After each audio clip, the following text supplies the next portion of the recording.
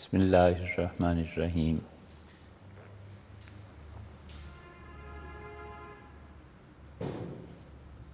انسان کے لیے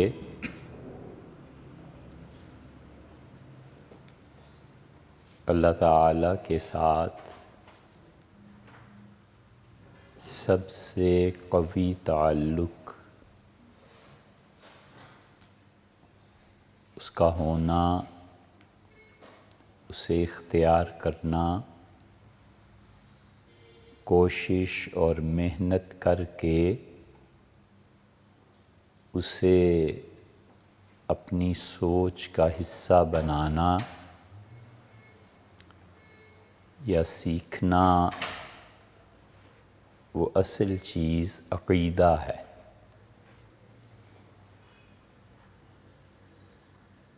اور جتنا جتنا انسان صحیح عقیدے اور وضاحت کے ساتھ اس پر جم جاتا ہے،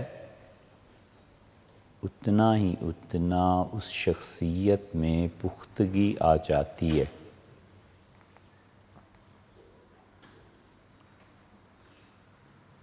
اور یہی عقیدہ انسان کے اعمال میں جب آتا ہے تو اس کا اثر انسان پر ہونا چاہیے۔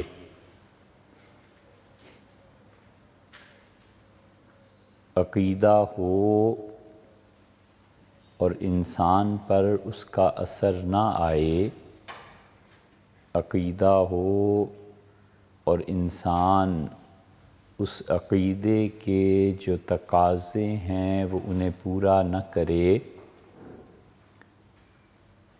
تو اس کا مطلب یہ ہوا کہ اس کی سوچ، اس کا حال اور عمل نہیں بنی۔ سوچ ایک الگ چیز ہے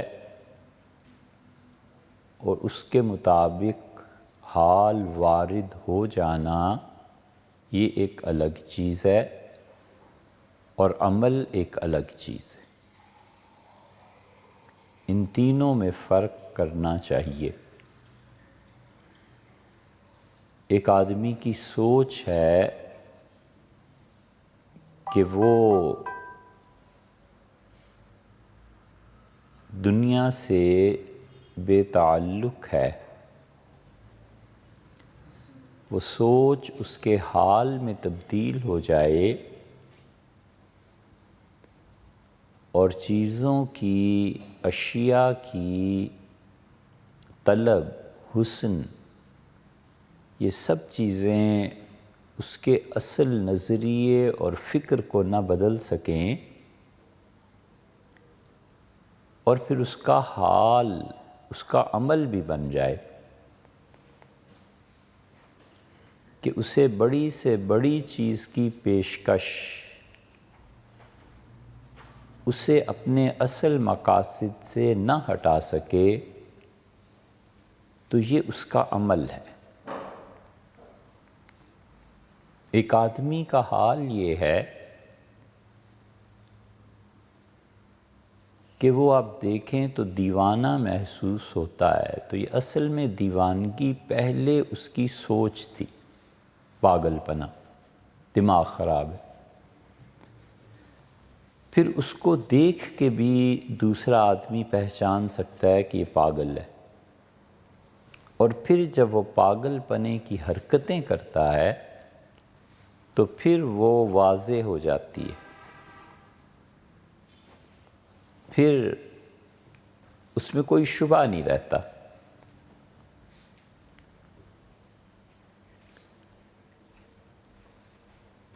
کیا مثال اس کی؟ عورتیں،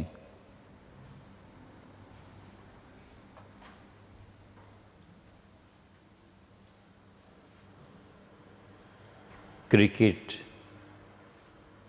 یہ میچ جب ہوتا ہے تو ایک بچوں میں اس کی ذہنی فکر ہے کہ آج پاکستان اور انڈیا کا مقابلہ ہے۔ پھر آپ ان بچوں کو دیکھتے ہیں بھاگ رہے ہیں کسی چیز کی طرف، تو اس پہ کیا حال طاری ہے، وہ میچ دیکھنا ہے۔ اور پھر وہ عملاً اس میں کھو جاتا ہے۔ تو اللہ تعالیٰ کے ساتھ تعلق ایک عقیدے کے اعتبار سے، ایک آدمی کے حال کے اعتبار سے ہے اور ایک عمل کے اعتبار سے۔ جب اس کا عقیدہ درست ہوتا ہے اور اس کے اثرات اس کی شخصیت پر مرتب ہونا شروع ہوتے ہیں، تو پھر اس آدمی کو دیکھ کر بھی پتہ چلتا ہے کہ یہ آدمی کس حال میں ہے، اور پھر عمل تو اس کا تصدیق مہر لگا دیتا ہے کہ یہی ہے۔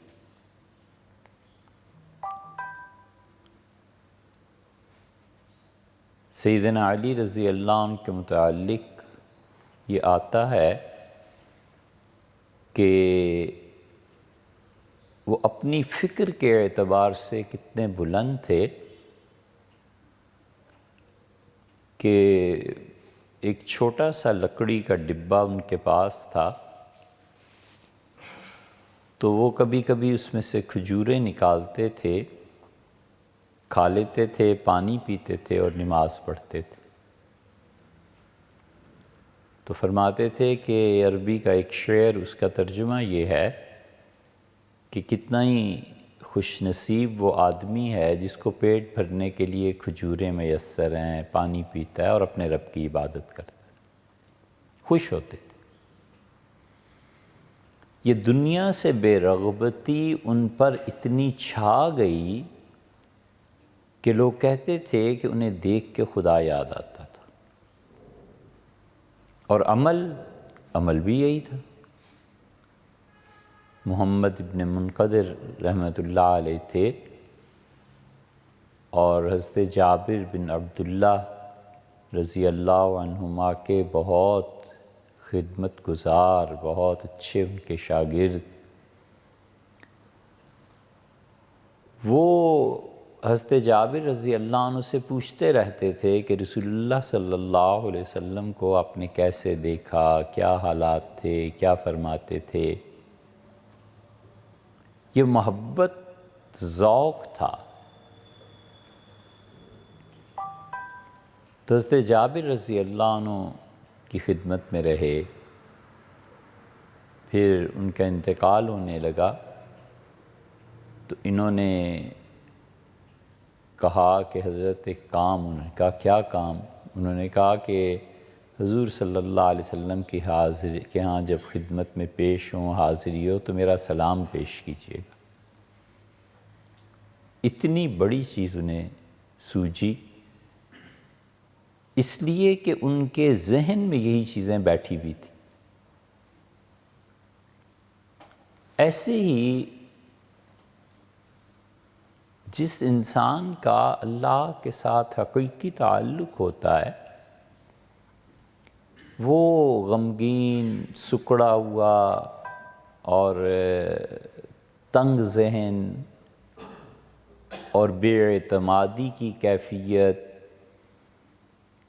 اور شدت کی گھبراہٹ اور مایوسی، یہ وہ آدمی نہیں ہے جس کا تعلق اللہ کے ساتھ ہے۔ یا تو اس نے اپنے تعلق پہ کبھی غور نہیں کیا، یا پھر اللہ تعالیٰ کو ابھی تک پہچانا نہیں، یا پھر وہ خدا پہ بھروسے میں اس مقام تک نہیں پہنچا۔ کچھ بھی توجیہ کریں، لیکن جس شخص کا ایمان اللہ کے ساتھ مضبوط نہیں ہے، وہ اس نفسیاتی بیماری میں مبتلا ہو جاتا ہے، اور یہ نفسیاتی بیماریاں اتنی زیادہ ہیں کہ جسمانی بیماریاں کم ہیں۔ یہ جتنے صحت اور اسپتال اس پہ زور دیتے ہیں نا، ہمارے اپنے سمیت، ہم کبھی سوچتے ہیں کہ اس جسم انسانی کے بچانے کی اتنی ترکیبیں، اسپتال بناؤ، یہ کرو یہ کرو، اور وہ جو اندر روح بیمار ہے، جس کے واضح طور پر اثرات انسان کے جسم میں آتے ہیں اس کی کوئی تدبیر نہ کرو، یہ کوئی نہیں کہتا۔ یہ ڈاکٹرز اور طب اللہ کا بہت بڑا انعام۔ امام شافعی رحمۃ اللہ علیہ اس پہ بڑا گلہ کرتے تھے اور فرماتے تھے کہ اس امت نے طب کو چھوڑ کے یہودیوں عیسائیوں کے حوالے کر دیا۔ یہ کب کہتے تھے؟ ان کا انتقال 204 ہجری میں ہوا، یعنی حضور صلی اللہ علیہ وسلم کے دیکھنے والے صحابہ کرام رضی اللہ عنہم ان کے شاگرد کثرت سے موجود تھے، تابعین بہت تھے۔ امام شافعی رحمۃ اللہ نے دیکھا ہے، یہ اس زمانے کی بات ہے کہ وہ طب پہ زور دیتے تھے کہ پڑھو اور اس کو حاصل کرو۔ اس زمانے کے جتنے بڑے بڑے علماء تھے وہ طب تھا، اور طب میں بھی وہ ایسے ہی ماہر تھے جیسے کتاب و سنت میں ماہر تھے، اور بہت عرصے تک یہ چلتا رہا۔ ایک بزرگ تھے، انہیں اپنا علاج کرانا پڑا ایک یہودی سے، تو غیرت تھی نا ایک اندر، تو ان سے کچھ ملنے آیا تو پریشان تھے، تو انہوں نے کہا کہ کیا ہو گیا؟ آپ کو جوان تھے اس وقت، لڑکے سے تھے لیکن اللہ کے ساتھ بڑا گہرا تعلق تھا۔ تو اس نے کہا، وہ جو دوست آیا تھا، کہ آپ پریشان کیوں ہیں؟ کہنے لگے یار اتنے گئے گزرے ہو گئے ہم کہ ہمارا علاج اب یہودی کریں، اس امت کو کیا ہو رہا ہے؟ میں بس اللہ صحت دے دے پھر دیکھو کیا کرتا ہوں۔ اللہ تعالیٰ نے صحت دے دی، ٹھیک ہو گئے، اور انہوں نے جہاں کتاب و سنت کو پڑھتے تھے طب بھی پڑھنا شروع کیا۔ تو صبح فتویٰ دیتے تھے، لکھتے تھے، شام کو مطب کرتے تھے، پورا طب انہوں نے پڑھا۔ میں نے کہا یہ کیا بات ہوئی؟ ہم بیمار ہو جائیں اور یہودیوں کے پاس علاج کرانے جا رہے ہیں، ہم کیوں نہیں طبیب؟ اور جتنے اچھے مفتی اتنے ہی اچھے طبیب بن گئے۔ حافظ ذہبی رحمۃ اللہ علیہ نے سیر اعلام النبلاء میں ان کی بات یہ لکھی ہے، طب کا موضوع اس میں نکالیں تو ان کا نام بھی مل جائے گا۔ تو غیرت تھی یہ کہ ہم، اور ہمارے یہاں غیرت کا حال یہ ہے کہ 1 صدی چاہے لے لیں، 100 سال لے لیں، 200 سال بھی لیں تو کوئی بڑی بات نہیں ہے، ایک ادارہ ہمارے ہاں ایسا قائم نہیں ہوا، چلو آزادی کے بعد لے لو 70 سال میں، کہ کہیں جو طبی سہولتیں آپ کو وہاں مہیا ہیں انگلینڈ میں، امریکہ میں، وہی سہولتیں آپ کو یہاں بھی مہیا، اور اسی درجے کے لوگ یہاں بھی ہیں جس درجے کے لوگ وہاں۔ استطراداً ایک بات اچانک یعنی ذہن میں آ گئی کہ جو چیز جڑوں میں بیٹھ گئی نا، اور جس چیز نے پوری طرح لعنت کا مستحق بنا دیا، یہ لعنت کوئی چھوٹی چیز نہیں ہے۔ لعنت کا مطلب یہ ہے کہ یہ چیز خدا کی رحمت سے محروم ہو گئی۔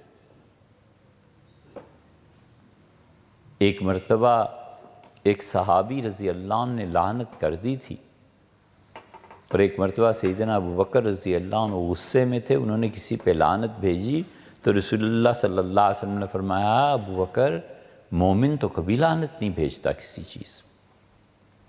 لعنت کا مطلب یہ ہے کہ اسے خدا کی رحمت سے نکال دینا۔ گروہوں پہ لعنت ہوتی ہے، جیسے کوئی کہے ظالموں پہ خدا کی لعنت، تو یہ تو ہوتا ہے۔ لعنت کا مطلب یہ کہ خدا کی رحمت سے اسے ہٹا دیا، آدمی کی یہ بد دعا اسے لگ گئی کہ اللہ تجھے اپنی رحمت سے محروم رکھے، یہ کوئی چھوٹی سی بد دعا ہے؟ اگر یہ لگ جائے تو اس کا مطلب یہ ہوا کہ خدا کی رحمت اس کے پاس رزق کی صورت میں آتی تھی، پیسہ برباد ہو گیا۔ خدا کی رحمت اس کی طول عمر پہ آتی تھی کہ اس کی عمر لمبی ہو جائے گی، یہ لعنت پڑی اور عمر چھوٹی ہو گئی۔ لعنت کا مطلب یہ ہے کہ اللہ تعالیٰ نے جس جس چیز میں اس کو سہولت دی تھی ساری سہولتیں ختم ہو گئی۔ تو صحابی رضی اللہ عنہ نے ایک اونٹنی پہ یا اونٹ پہ لعنت بھیجی تو رسول اللہ صلی اللہ علیہ وسلم نے فرمایا اسے اب جنگل میں چھوڑ دو، تم اس پہ لعنت پڑ گئی ہے، اور پھر نے سمجھایا کہ ایسے نہیں کرتے۔ اور صحابہ کرام رضی اللہ عنہ کہتے ہیں اس اونٹنی جنگل میں چرتی تھی، اس کے پاس جانے سے ہم لوگوں کو ڈر لگتا تھا کہ یہ ایسی چیز ہے جو خدا کی رحمت سے نکال دی گئی، دور کر دی۔ یہ تو کوئی صاحب بصیرت، کوئی دانشور، کوئی عقل مند اس کا فیصلہ کر پائے گا، لیکن ایک چیز جو جڑوں میں بیٹھ گئی ہے زندگی کے تمام شعبوں میں، اور اگر وہ لعنت پڑ گئی ہے تو وہ جھوٹ ہے۔ زندگی کے کسی شعبے میں ارباب حل و عقد میں چلے جائیں، جھوٹ ہے، جھوٹ بولیں گے، جھوٹے وعدے کریں گے۔ صحت پہ توجہ ہے، تعلیم پہ توجہ ہے، اس پہ توجہ ہے، اس کے لیے ہمارا بجٹ یہ ہے، اور خاموشی سے اس سارے پروسیس کو دیکھتے چلے جاؤ، آخر پہ پہنچ کے یہی ہوتا ہے کہ اللہ کی لعنت و جھوٹے۔ جتنے وعدے کریں گے یہ خدا کی لعنت ان کے دور میں دکھائے گی کہ دیکھو یہ کہا تھا یہ نکلا، یہ کہا تھا یہ نکلا، یہ جھوٹ بولا تھا یہ ہوا، یہ ہے منافق۔ ایسے ہی ہوتا ہے۔ ہم لوگوں نے کئی دور اپنی آنکھوں سے دیکھے، شعور میں دیکھے۔ بھٹو صاحب کا دور، پھر ضیاء الحق صاحب کا دور، پھر جنیجو کا دور، پھر کس کا، کون کون آتا اور جاتا رہا، لیکن کوئی ایسا نہیں تھا جس نے کہا ہو اور پھر کیا بھی ہو۔ سب جھوٹ، سب جھوٹ۔ اور یہ ایسی چیز ہے کہ حضور صلی اللہ علیہ وسلم کفر سے اتنی نفرت نہیں کرتے تھے جتنی جھوٹ سے کرتے تھے۔ یجد فی نفسہ شیئا، اور رسول اللہ صلی اللہ علیہ وسلم برابر اپنے دل میں جھوٹ بولنے والے کے لیے وحشت پاتے تھے، حتیٰ تاب، یہاں تک کہ اپنے عمل سے ثابت کرتا تھا کہ میں سچا ہوں۔ اس لیے اتنا فقدان اس غیرت کا بھی ہو گیا کہ غیور تو ہوتا تھا نا، غیرت آئی انہیں کہ یہ کیا ہم یہودیوں سے علاج کروائیں، ہم اتنے گئے گزرے ہو گئے ہیں۔ صحت ہوئی، ٹھیک ہوئے، پورا طب پڑھ ڈالا، اور ویسے ہی حکیم تھے جیسے وہ اچھے مفتی تھے۔ اس لیے یہ جتنے جسمانی صحت کی بات کرتے ہیں نا، اس سے کہیں زیادہ نفسیاتی صحت کی بات ہونی اور کرنی چاہیے۔ مومن آدمی اللہ کے ساتھ اس کا عقیدہ درست ہو اور اس کی زندگی میں وحشت آ جائے، مایوسی آ جائے، اس کی زندگی میں گھٹا پن آ جائے، اس کے چہرے پہ مسکراہٹ نہ رہے، یہ نہیں ہوتا۔ وہ تو اللہ پہ بڑا بھروسہ کرنے والا اور خدا کی تقدیر کو نافذ ہوتے ہوئے اپنی آنکھوں سے دیکھنے والا ہوتا ہے کہ یہ ہے اللہ کی تقدیر، اس نے ایسے نافذ ہونا تھا، یہ ان کا فیصلہ ہے، میں چاہوں یا نہ چاہوں اس فیصلے نے پورا ہونا ہے۔ بڑا خوش، مطمئن۔ اسی لیے اللہ تعالیٰ فرماتا ہے فَأَصَابَهُمْ غَمًّا بِغَمٍّ، اور اللہ نے ایک دکھ اور تکلیف کے بعد دوسرا دکھ بھی بھیجا۔ ایک مصیبت کے بعد ابھی وہی نہیں نپٹی تھی، ایک اور مصیبت اس پہ ڈال دی۔ لِكَيْ لَا تَحْزَنُوا عَلَىٰ مَا فَاتَكُمْ۔ لوگو، جو چیز، جو خوشی کا موقع، کوئی اچھی چیز ہاتھ سے گم ہو جائے، چلی جائے، تو حد سے زیادہ اس پہ غم کا اظہار نہ کرو، اور کوئی چیز مل جائے تو اس پہ حد سے زیادہ خوش نہ ہوا کرو، اعتدال کی کیفیت میں رہو۔ مومن آدمی خوش ہوتا ہے تو بھی ایک حد ہوتی ہے، غمگین ہوتا ہے تو بھی ایک حد ہوتی ہے، دونوں معاملات میں اس کا تعلق اللہ سے نہیں ٹوٹتا۔ اس لیے آدمی کو اگر ایک بات کی سمجھ آ جائے نا، صرف اتنی سی بات کہ میں اگر دنیا کا بادشاہ بھی بن جاؤں تو بھی غلام ہوں، بندگی ہے، اور اگر کائنات کا سب سے بڑا فقیر بھی بن جاؤں تو بھی بندگی ہے، تو بھی خدمت ہے۔ دونوں صورتوں میں بندہ ہی ہوں، غلام ہی ہوں، تو پھر بہت سے خناس دماغ سے نکل جاتے ہیں۔ دونوں صورتوں میں بندگی ہے، دونوں صورتوں میں اصل ڈور کسی اور کے پاس، فیصلے کہیں اور سے آنے اور مجھ پہ نافذ ہونے۔ ایک آدمی بہت پریشان، مصائب، تکالیف،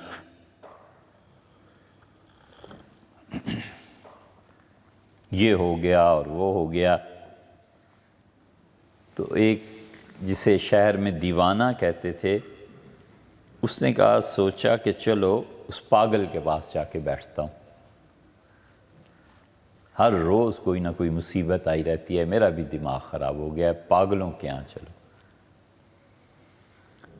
تو جو پاگل شہر کا مشہور تھا اس کے پاس چلا گیا، کافی دیر بیٹھا رہا، وہ پاگل اپنی حرکتیں کرتا رہا، پھر وہ جتنا پاگل لوگ سمجھتے تھے، ظاہر ہے کہ اتنا تو نہیں تھا، تو اس نے پوچھا کہ کیوں آئے ہو؟ تو اس نے کہا، تم سمجھ نہیں سکتے، مجھے اتنا دکھ ہے، اتنی پریشانیاں ہیں، یہ ہو گیا، وہ ہو گیا، گھریلو جھگڑے، معیشت کا جھگڑا، کھانے کا، پینے کا، یہ سب جھگڑے۔ اس نے کہا، جب یہ فیصلے ہو رہے تھے تو اس وقت تم پاس تھے؟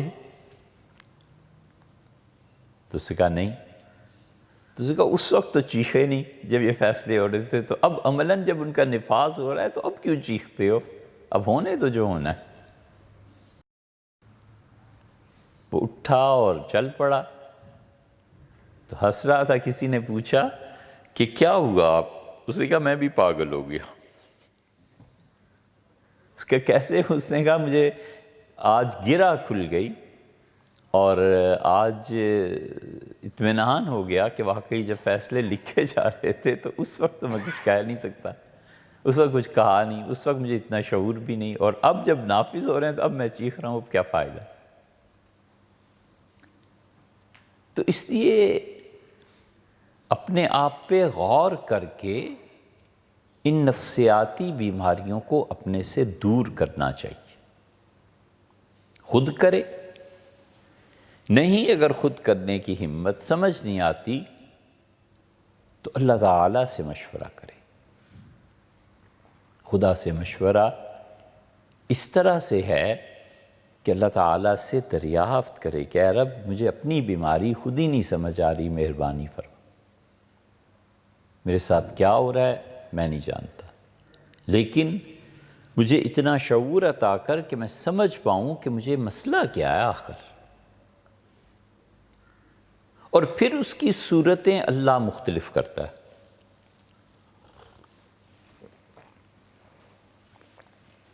جو چیز خود اللہ کو مطلوب ہے اس میں وہ اگر مدد نہیں کرے گا تو کیا کرے گا؟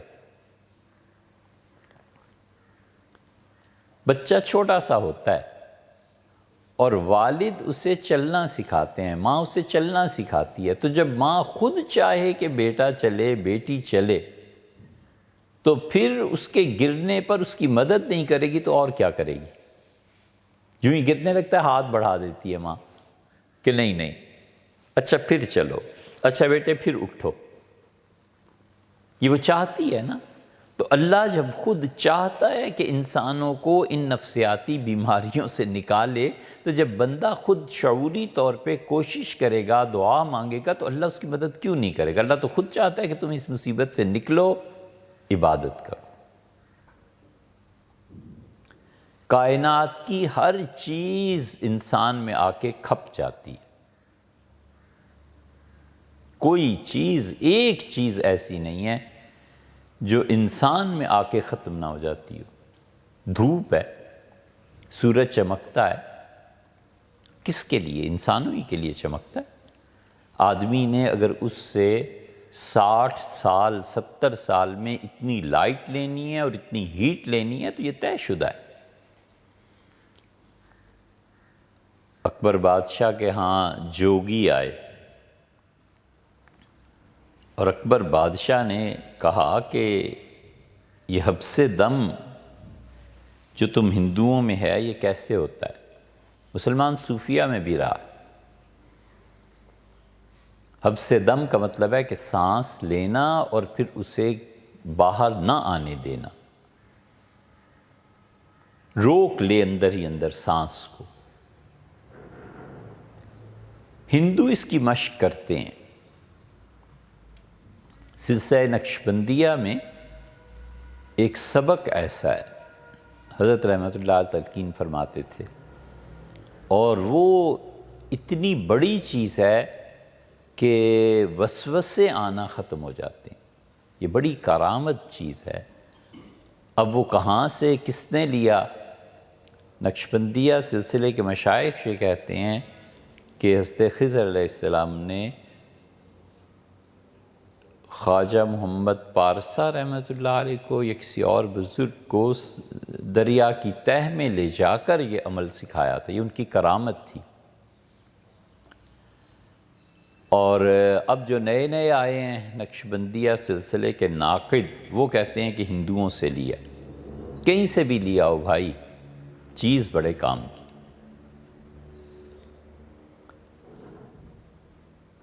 تو اکبر بادشاہ نے ان سے کہا، ہندو جوگیوں سے، انہوں نے کہا کہ آپ ہمارا امتحان لے لیں۔ تو کان، ناک، روئی ٹھسوا کے اور بڑے بڑے بنائے گئے صندوق لکڑی کے تختوں کے، اور ان میں جوگیوں کو لٹا کر اور زنجیریں باندھ کے انہیں دریا میں ڈال دیا۔ جو وقت انہوں نے کہا تھا کہ اتنے عرصے کے بعد ہمیں نکال لیں، ہم سانس لیں گے، نکالا گیا تو انہوں نے سانس لیا۔ انہوں نے کہا یہ حبس دم ہے۔ اکبر بادشاہ بڑا حیران ہوا۔ جو چیزیں وہ دیکھتا رہا تھا نا، ان چیزوں کو دیکھ دیکھ کر ہی تو وہ اس جگہ تک پہنچا تھا۔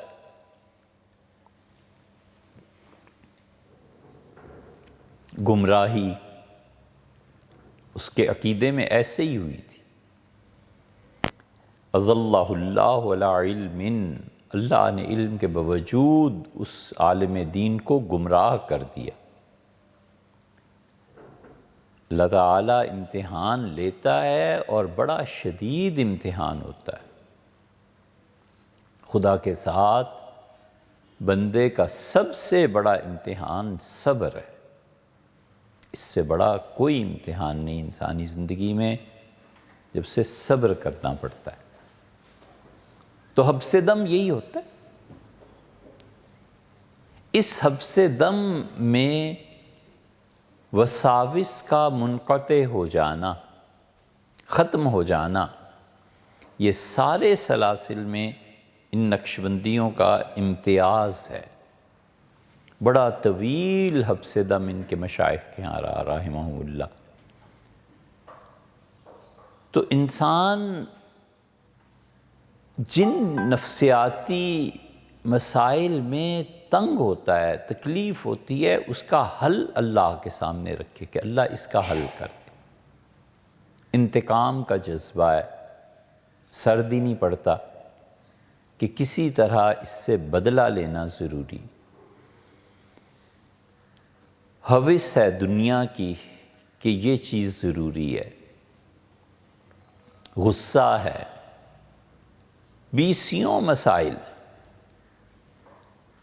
ہمیشہ کوشش کرنی چاہیے کہ میں کسی نفسیاتی بیماری کا شکار نہ ہو جاؤں، اور یہ اتنی بڑی چیز ہے، اتنی بڑی چیز ہے کہ حضرت رسالت مآب صلی اللہ علیہ وسلم کے ہاں آپ دیکھیں گے سب سے زیادہ زور اس چیز پہ ہے کہ لوگ نفسیاتی بیمار نہ ہوں۔ جسمانی بیماریوں پہ بھی بات کی ہے کتاب الطب، ہمیشہ محدثین نے اس میں احادیث نقل کی، حضور صلی اللہ علیہ وسلم نے یہ کہا، یہ کہا، یہ کہا، فلاں چیز کھاؤ، فلاں چیز نہ کھاؤ، مگر اس سے کہیں زیادہ آپ حدیث کو اگر پڑھیں گے تو نفسیاتی بیماریاں ہیں۔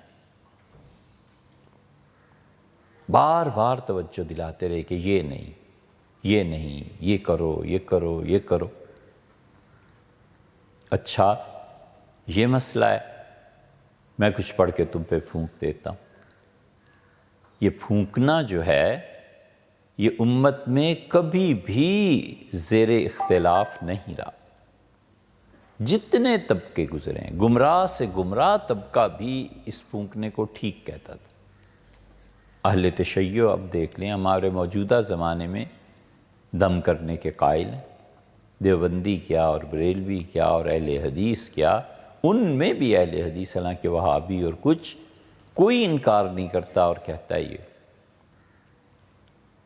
اور آج سے 40، 50، 60 سال پہلے بچے جب بیمار ہو جاتے تھے تو گھر والے بھیجتے تھے کہ لوگ نماز پڑھ کے نکلیں تو انہیں کہیں کہ اس کو پھونک دیں اور اس کی شفا کے لیے۔ اب کہیں نہیں رہا، ہندوستان میں رہ گیا، اس لیے کہ ابھی انہیں جدید تعلیم کی روشنی نہیں پہنچی۔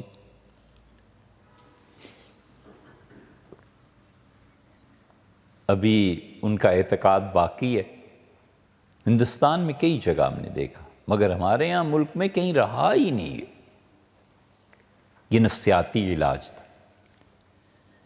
اتنا کچھ رسول اللہ صلی اللہ علیہ وسلم نے نفسیاتی علاج کے متعلق بتایا ہے کہ پوری کتاب لکھی جا سکتی ہے، لیکن ہمارے یہاں لکھی اس لیے نہیں گئی کہ ہمارے لوگ اس کو جانتے نہیں ہیں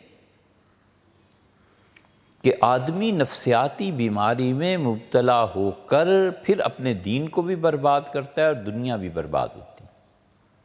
یہ سب نفسیاتی بیماریاں، تکبر ہے، لوگوں کو نیچا دکھانا ہے، حسد ہے، بغض ہے، یہ سب کیا ہے؟ یہ سب کچھ اللہ پہ اعتماد کے کامل نہ ہونے کی نشانی۔ یہ چیزیں ختم ہو گئی۔ اس لیے مومن آدمی کبھی دکھی، غمگین، پریشان، آج بات نہیں کر رہا، موڈ نہیں ہے، یہ موڈ کا لفظ پتہ نہیں کیا عذاب بن جاتا ہے جب وہ خود بھی تکلیف میں مبتلا ہوتا ہے اور دوسروں کو بھی اس تکلیف میں مبتلا کرتا ہے۔ یہ سب نفسیات، مومن ایسا نہیں۔ حضور اقدس صلی اللہ علیہ وسلم تو اتنا علاج کرتے تھے کہ ایک زبانی ہدایات تھیں اور ایک اس ہستی کی بلندی اور ترفع اور تعلق مع اللہ، وہ معجزے ہو جاتے تھے اس علاج میں۔ ایک صحابی رضی اللہ عنہ نے حاضر ہوئے، عرض کیا اللہ کے رسول مجھے ڈر لگتا ہے۔ حضور اقدس صلی اللہ علیہ وسلم نے کہا کیا ڈر لگتا ہے؟ انہوں نے کہا میں گھوڑے پہ نہیں بیٹھ سکتا۔ تو نبی کریم صلی اللہ علیہ وسلم نے اپنا دست مبارک اس کے سینے پہ مارا، ایسے تھپکا دیا اور کہا جاؤ۔ وہ کہتے تھے مجھے یہ یاد ہی نہیں رہا پھر کہ گھوڑے پہ بیٹھنے سے بھی کوئی ڈرتا ہے۔ یہ علاج ہو گیا۔ ایک صحابی رضی اللہ عنہ کہتے ہیں کہ میں نے اپنی کیفیت کا ذکر کیا کفر کا، کہ میرے ذہن میں ایسی چیزیں آتی ہیں، تو حضور صلی اللہ علیہ وسلم نے اپنا دست مبارک میرے سینے پہ رکھا اور مجھ سے فرمایا کہو کیا حال ہے؟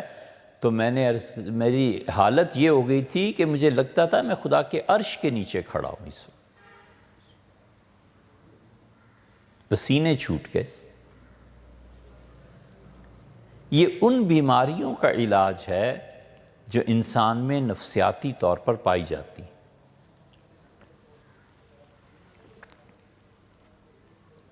اس لیے بڑے حضرات جو تھے وہ اس پہ روتے تھے کہ مسلمانوں نے طب چھوڑ دیا۔ انہیں بہت تکلیف ہوتی تھی اس بات سے کہ وہ اپنا علاج یہود و نصارہ سے کروائیں۔ ہمارے ڈاکٹرز جانتے نہیں ان چیزوں کو، ان کے نزدیک گویا مغرب نے دنیا کو علاج دیا ہے، پہلے تو گویا کبھی لوگوں میں تھا ہی نہیں۔ اور اب بھی اگر سمجھایا جائے غیرت ہو، دولت ہو، تو کون سی ناممکن چیز ہے جو اس ملک میں نہیں کی جا سکتی؟ کیوں ایسے ہسپتال نہیں بنائے جا سکتے کہ کوئی لندن اور امریکہ کے بجائے اپنا علاج یہیں کروانے لگ جائے؟ ان میں بڑی حد تک انسانی نفسیات کا اثر ہے۔ ڈاکٹر ہے، ہم نے کئی دوستوں کے متعلق سنا، خود مریضوں سے، انہوں نے کہا جی یہ ڈاکٹر صاحب جب دیکھتے ہیں تو آدھا مرض تو اسی وقت دور ہو جاتا ہے۔ ہم نے کہا وہ کیوں؟ کہنے لگے اس محبت سے بات کرتے ہیں، اس طرح شفقت سے پیش آتے ہیں ایک ایک چیز، اور میں کتنی لمبی بات کروں یہ اسے سنتے رہتے ہیں، سن کے پھر سمجھ کے پھر کوئی بات کرتے ہیں، اور کبھی کبھی یہ کہتے ہیں کہ کوئی آپ کو مرض نہیں، کوئی تکلیف نہیں، اللہ دور کرے گا، نماز پڑھا کریں، خدا کو یاد کیا کریں۔ ایسے لوگ ان کا دست مسیحا ہو گئے۔ ان میں سب سے اچھے لوگ وہ جو نفسیات کو پڑھتے ہیں، انسانی نفسیات کو جانتے ہیں، سمجھتے ہیں، مناسب سمجھتے ہیں دوا دے دیتے ہیں، مناسب سمجھتے ہیں تو کچھ نہیں، بس اس بات کو گزر جانے دو۔ یہ نفسیاتی بیماریوں پہ حضور اقدس صلی اللہ علیہ وسلم نے کیا کیا چیزیں بتائی ہیں۔ کسی کو کہا اللہ پہ بھروسہ کرو۔ قرآن کہتا ہے کہ دو گروہوں کا تذکرہ کیا اور تقابل کیا ہے۔ اللہ تعالیٰ فرماتے ہیں کہ وہ جب شدید مشکل گھڑی پیش آئی، اندھیری رات، سردیوں کا موسم، شدید ہوا چل رہی ہے، اور اتنی شدید ہوا ہے ٹھنڈی کے خیموں کی تنابیں اکھڑی جا رہی ہیں، اور خندق کھودنی پڑ گئی۔ اللہ تعالیٰ فرماتے ہیں کہ ایک مصیبت کے بعد دوسری مصیبت، ایک تکلیف کے بعد دوسری تکلیف۔ منافقوں نے دیکھا تو انہوں نے کہا یہ لو، یہ باتیں کرتے ہیں یہود و نصارہ کے ملکوں کے فتح ہو جانے کی، اور حال ان کا یہ ہے کہ تن پہ کپڑا نہیں۔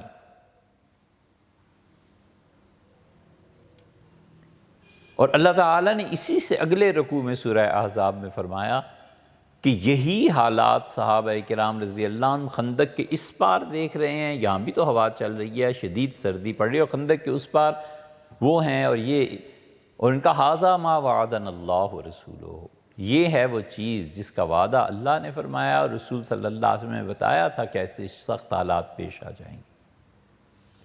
ایک ہی چیز ہے، اینگلز کتنے مختلف ہیں،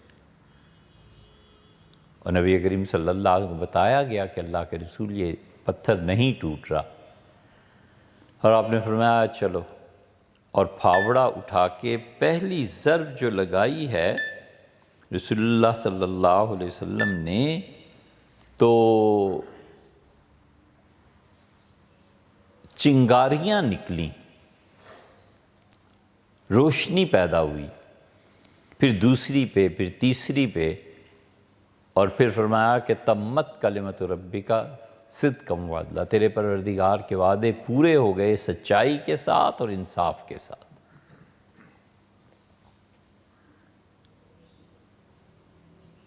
صحابہ رضی اللہ عنہ حیران ہوئے کہ اس موقع پہ اس آیت کو کیوں پڑھا گیا ہے؟ تو آپ نے فرمایا پہلی ضرب جب لگائی تو یہ اس کا اثر جا کر پڑا ہے روم کے محلات پہ، اور وہ ٹکڑے ٹکڑے ہو گئے، اور دوسری ضرب ایران پہ لگی، اور تیسری ضرب یمن کے بعض حصوں کے متعلق فرمایا کہ ان پہ فرمایا یہ تینوں فتح ہو جائیں گے۔ میں نے اس روشنی میں یہ دیکھا ہے۔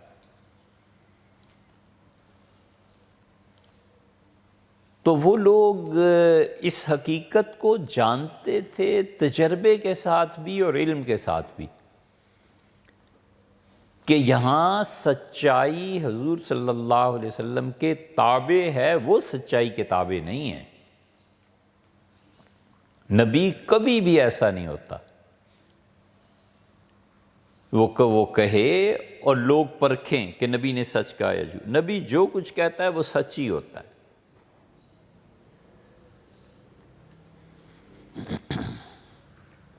سچائی اس کے تابع ہوتی۔ اللہ کہتا ہے جو آپ کہیں گے ہم کر دیتے۔ قبلے کا بدل جانا کوئی چھوٹی سی چیز ہے؟ آپ ایک طرف کو نماز پڑھ رہے ہیں اور کوئی آ کے آپ کو کہتا ہے کہ جو ادھر نماز پڑھ رہے ہو نا، قبلہ ادھر نہیں ہے، قبلہ تو ادھر ہے۔ مسجد والے ہل کے رہ جاتے ہیں کہ قبلے کی تبدیلی۔ حنفی فقہا نے 45 ڈگری تک تبدیلی مانی ہے، یعنی 90 ڈگری ہے نا اگر، تو 45 ادھر ہو جائے یا 45 ادھر ہو جائے، دونوں صورتوں میں نماز ہو جاتی۔ باقی فقہا نے اسے تسلیم نہیں کیا۔ اب خود غور کریں کہ بیت اللہ یہ ہے مثلا، اب بیت اللہ کے گرد گول صفیں بنتی ہیں۔ وہ کہتے ہیں تم ادھر منہ کر کے نماز پڑھ رہے ہو، بیت اللہ تو ادھر ہوتا ہے، اس ڈگری کو چینج کرو نا۔ تو جب ڈگری چینج ہوتی جائے گی تو گول صفیں بنے گی۔ ہم نے یمن میں پہلی مرتبہ دیکھا مسجدوں میں گول صفیں بنتے ہوئے، سیدھی بھی بناتے ہیں گول بھی، یعنی جہاں لوگ زیادہ ہو گئے وہ صف مڑتی چلی جاتی۔ ظہر کی نماز پڑھی وہاں پہلی مرتبہ ایک مسجد میں، تو حیرت ہوئی کہ یہ کیا ہو رہا ہے۔ پھر خیال آیا ہو یہ جو ان حضرات کے آئے ہیں یہ وہ اصل چیز، یہ شافعی مسلک۔ حنفی فقہا کہتے ہیں 45 ڈگری ادھر ہو جاؤ یا ادھر ہو جاؤ، نماز ہو گئی۔ بندگی ہے، خدا کی اطاعت ہے۔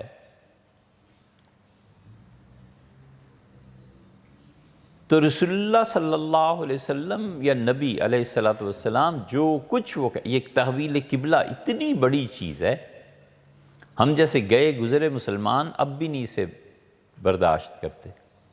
کوئی کہے تو کہتے ہیں نہیں جی مسجد ایسے ہی بنی ہوئی، بس نماز ہماری ایسے ہی ہے، یہ چیز ایسے ہی ہے۔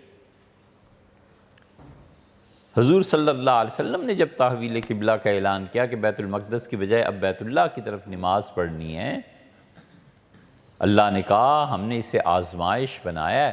2 رکعتیں ظہر کی رسول اللہ صلی اللہ علیہ وسلم پڑھی ہیں بیت المقدس کی طرف، اور 2 رکعتیں پورا آدھا دائرہ آگے سے پیچھے کی طرف آئے ہیں، اور عورتیں جو پیچھے تھیں ان کی صف پہلی بن گئی، مردوں کی صف آخری بن گئی۔ یہ ساری تحویل ہوئی ہے قبلے کی۔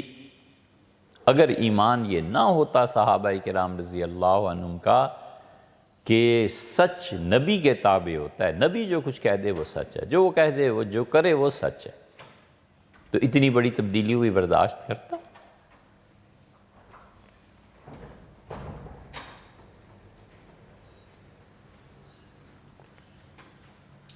یہ چیز ہو جاتی ایمان کی پختگی کے ساتھ۔ تو ایمان جب اپنی اصل صورت میں ذو فشاں ہوتا ہے، انسانی شخصیت پہ پڑتا ہے، تو پھر نفسیاتی بیماریاں نکلتی، ان سے نجات پانا چاہیے۔ روح خوش ہوتی ہے تو انسان وہ حیرت انگیز کام کرتا ہے جو عام حالات میں نہیں کر سکتا، اور روح پژمردہ ہوتی ہے، روح پہ اداسی طاری ہوئی ہوتی ہے، تو کوئی کہے کہ مارکیٹ سے یہ ڈبل روٹی لا دیں تو لڑ پڑتا ہے، لڑنے مرنے کو جی چاہتا ہے کہ اس وقت تنگ نہ کرو۔ یہ سب کیا ہے؟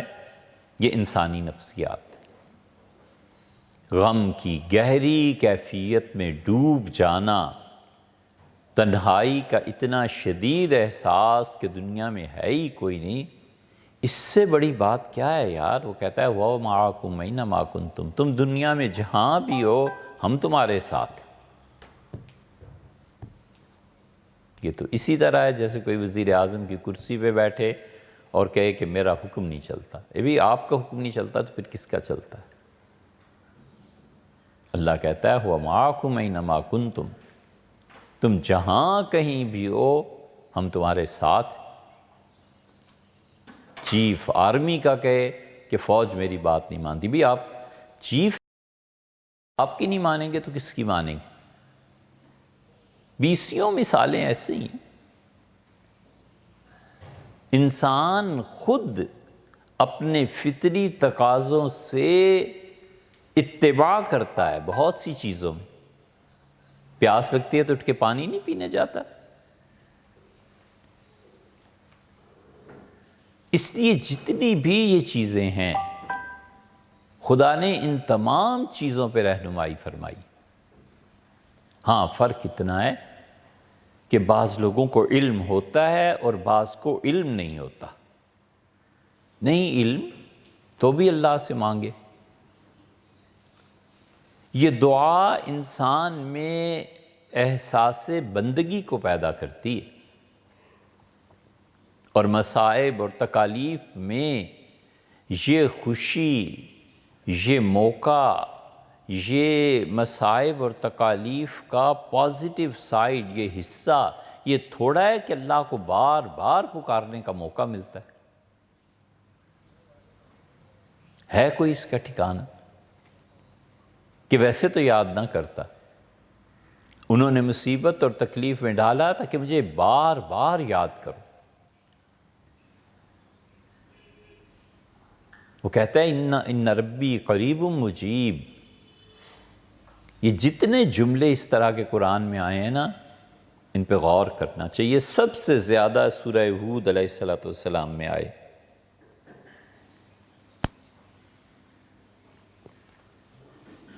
حضرت ہود علیہ السلام کا کوئی معجزہ قرآن میں نہیں آیا، نہ ہی حدیث میں آیا۔ یہ واحد نبی ہیں جن کا کوئی معجزہ نہ اللہ نے ذکر فرمایا نہ رسول اللہ صلی اللہ علیہ وسلم نے۔ ہر نبی علیہ السلام کا کوئی معجزہ ہے، مگر ان کا کوئی معجزہ کہیں آتا نہیں۔ بس یہ ہے کہ ان کی قوم کو عذاب ہوا۔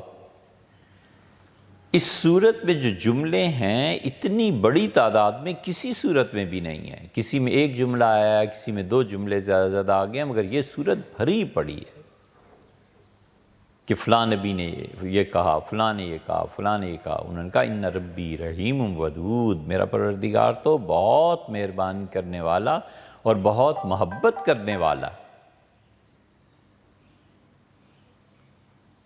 ایک جگہ قرآن میں ان ربی غنی کریم، میرا پروردگار تو بہت بے نیاز ہے، کریم۔ ایک معنی یہ ہے کہ عزت دینے والا ہے، اور ایک معنی یہ ہے کہ خود اپنی شان اور ذات میں عزت والا ہے۔ سورہ ہود میں ان ربی علی صراط مستقیم، اور میرا پروردگار تو بالکل صحیح راہ پہ ہے، بالکل صحیح راہ پہ ہے۔ عجیب عجیب طرح کی پریشانیاں، مگر خدا پہ اعتماد اور بھروسہ اور صحیح عقیدہ،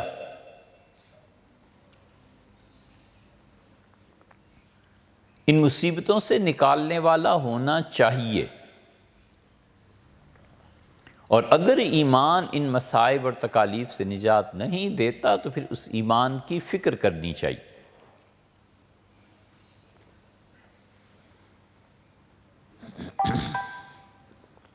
بہت بڑا فرق، زندگی اور موت جیسا فرق پیدا ہو جاتا ہے ایک مومن میں اور ایک کافر کی زندگی میں۔ مومن کا آخری سہارا اللہ کے ساتھ امید، اللہ کے ساتھ تعلق، اور خدا اپنی چیزوں کو دکھاتا ہے عجیب و غریب طریقے پہ. آپ کبھی غور کریں، ہے کوئی حد کہ فرعون اور عید منانے کا حکم اور بنی اسرائیل کے لوگوں نے زیورات مانگ لیے فرعون کی قوم سے. ان کی عورتیں ان کے گھروں میں کام کرتی تھیں، ان کے مرد ان کے غلام تھے. تو انہوں نے کہا کل ہمارا عید کا دن ہے اور آپ اگر اپنے زیورات ہمیں دے دیں تو عید کے موقع پہ ہم پہنیں گی، خوشی کا اظہار ہوگا. مرد بھی پہنتے تھے، عورتیں بھی. تو انہوں نے عارضی طور پر دے دیے، اور اللہ کی وحی آئی کہ اب یہ جو شہر سے باہر تم عید منانے کے لیے آئے ہوئے ہو، یہیں سے بحیرہ کلزم کو کراس کرو اور سامنے چلے جاؤ. اب یہ خبر فرعون کے لوگوں کو بھی پہنچی. فرعون نکلا خود، اور تورات کے مطابق 6 لاکھ افراد تھے. اور اب فرعون سے بھاگنا کہاں ہے؟ آگے سمندر ہے اور پیچھے فرعون کی فوجیں آ رہی ہیں اور گھوڑوں کی ٹاپ سنائی دے رہی ہے، اور ان کا انا لمدرکون، ہم مارے گئے، پکڑے گئے حضرت. عقل یہاں پہنچ کے بیکار ہو جاتی. اس عقل کی حماقتوں کے قصے کبھی شروع ہوں تو شام ہو جائے. یہ عقل اتنی احمق ہے.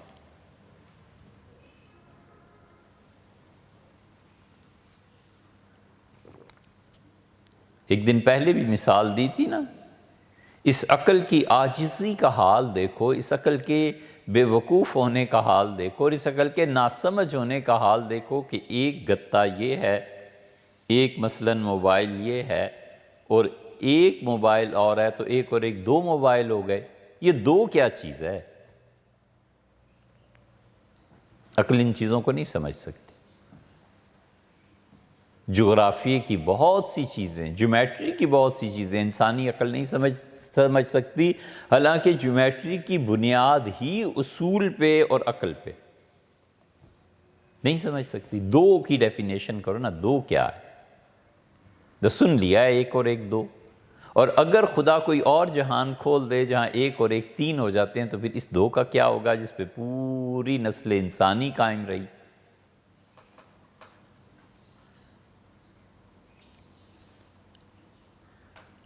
یہی کہتے ہیں کہ انسان بنیادی طور پر بہرا ہے، اور آوازیں جا کر ٹکراتی ہیں کان سے، اور پھر آواز مطلقاً ایک لفظ کی صورت اختیار کر کے آپ تک پہنچتی ہے. تو پھر پتہ چلتا ہے میڈیا ایک ذریعہ ہے.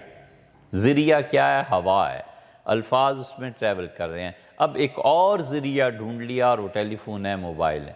اور کہتے ہیں کہ ابھی سینکڑوں کے حساب سے ذرائع باقی ہیں کہ انسان کیسے کمیونیکیٹ کر سکتا ہے. خدا 2-4 اور کھول دے تو پھر کیا ہو؟ پھر عقل دھری کی دھری رہ جائے.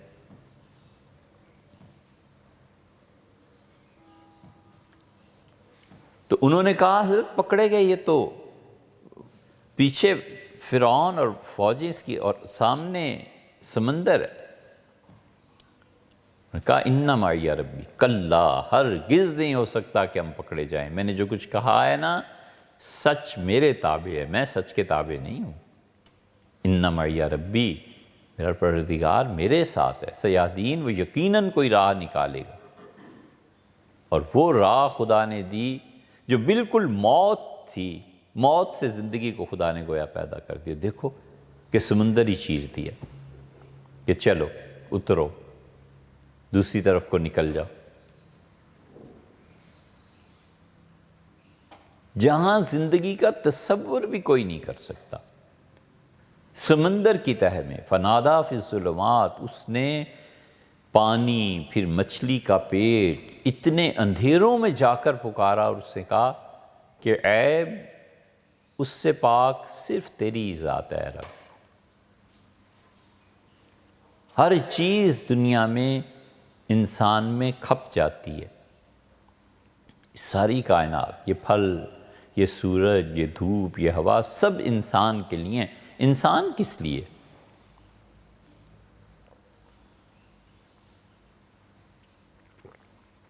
اس کو صرف بنایا اپنی عبادت کے لیے کہ یہ کام کرو، تم سے اور کوئی مطلوب ہی نہیں، اور اس میں تمہارا امتحان بھی ہے،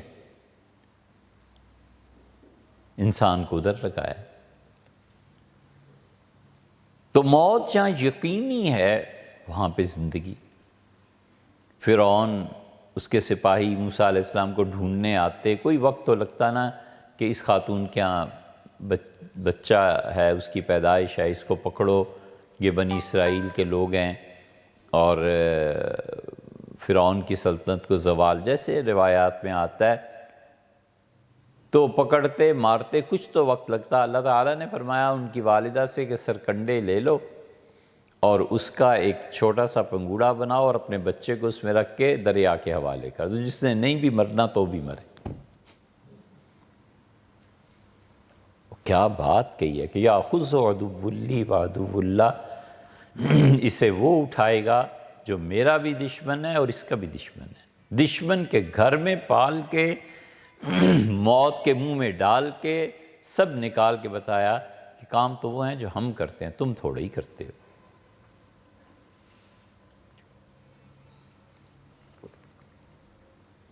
کہاں بچے کو کنویں میں پھینک دیا، اپنی طرف سے فارغ ہو گئے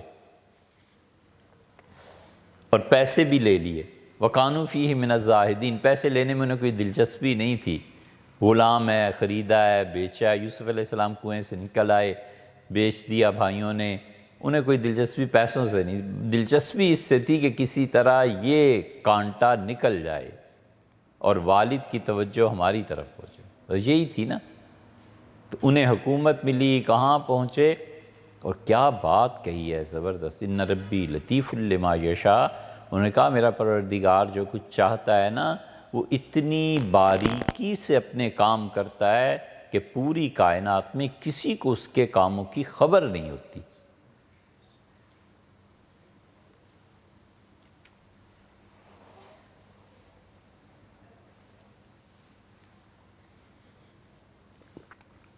یہ برمکیوں پہ جب زوال آیا ہے نا، اور برمکی جو تھے اتنے ایرانی، یہ اس درجے تک پہنچ گئے تھے کہ عباسی خلافت ان کی رائے پہ چلتی تھی۔ وزیر اعظم برمکیوں کا، اور اتنی علمی ترقی اور اتنے پڑھے لکھے، برامکہ اس حد تک پہنچے کہ عباسی دور میں کسی خاندان کو اتنا عروج نہیں ہوا۔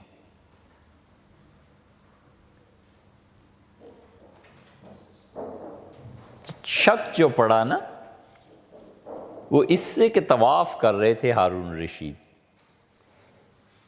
تو انہوں نے کہا لوگوں کے ہجوم کی وجہ سے، یہاں ان کے سانس کی وجہ سے، یہاں پہ کثرت حجر اسود پہ، اس سے فضا میں بو پیدا ہو رہی ہے، تو فضا کو صاف رکھنے کے لیے یہاں پر کیا کیا جائے؟ تو انہوں نے کہا کہ آئندہ سے یہاں پر خوشبو لگایا کریں گے۔ اب تک حجر اسود پہ خوشبو لگاتے ہیں۔ تو برمکیوں میں سے ایک نے کہا کہ بیت اللہ کا دروازہ کھول دیا جائے۔ یہ برمکی پرانے آتش پرست تھے، آگ کی عبادت کرتے تھے، پھر مسلمان ہوئے، اور بیت اللہ کے اندر لکڑیاں جلائی جائیں خوشبودار، اور یہ کہا جائے کہ 24 گھنٹے آگ جلتی رہے گی، اور خوشبودار لکڑی جس کا دھواں خوشبو پیدا کرے، یہ کیا جائے۔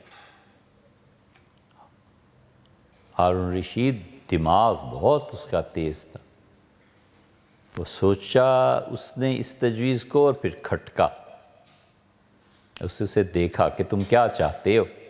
وہ پہنچ گیا کہ اچھا، جس آگ کو پوجنے کے بعد تم اسلام میں آئے ہو، اب اس آگ کا طواف کیا جائے، وہ کفر کی حرکتیں نہیں نکلیں تمہارے دماغ سے؟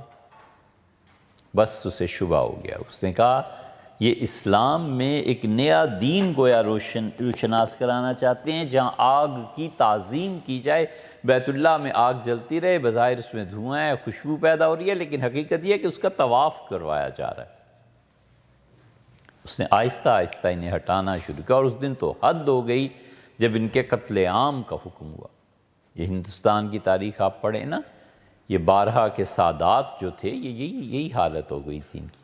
یہ سادات بارہا، ان میں وہ یعنی ان کی نسلیں جو آگے کو اب تک قائم ہیں، یہ پی ٹی آئی کے ہیں نا کراچی کے، علی نہیں، علوی نہیں، علی زیدی، یہ اسی نسل سے۔ سید سلمان ندوی جو اب موجودہ ہیں، یہ سارے وہی سادات ہیں، ان کے خاندان کا عروج تھا، اور ان کا زوال جو شروع ہوا، یہ اتنے سادات کا خاندان، یہ جس کو دلی میں مغلوں میں چاہتے بادشاہ، جس کو چاہتے اتار لیتے، یہ اتنے بڑے لوگ ہو گئے تھے سادات بارہا۔ اور ان کی جو شامت آئی، سختی آئی،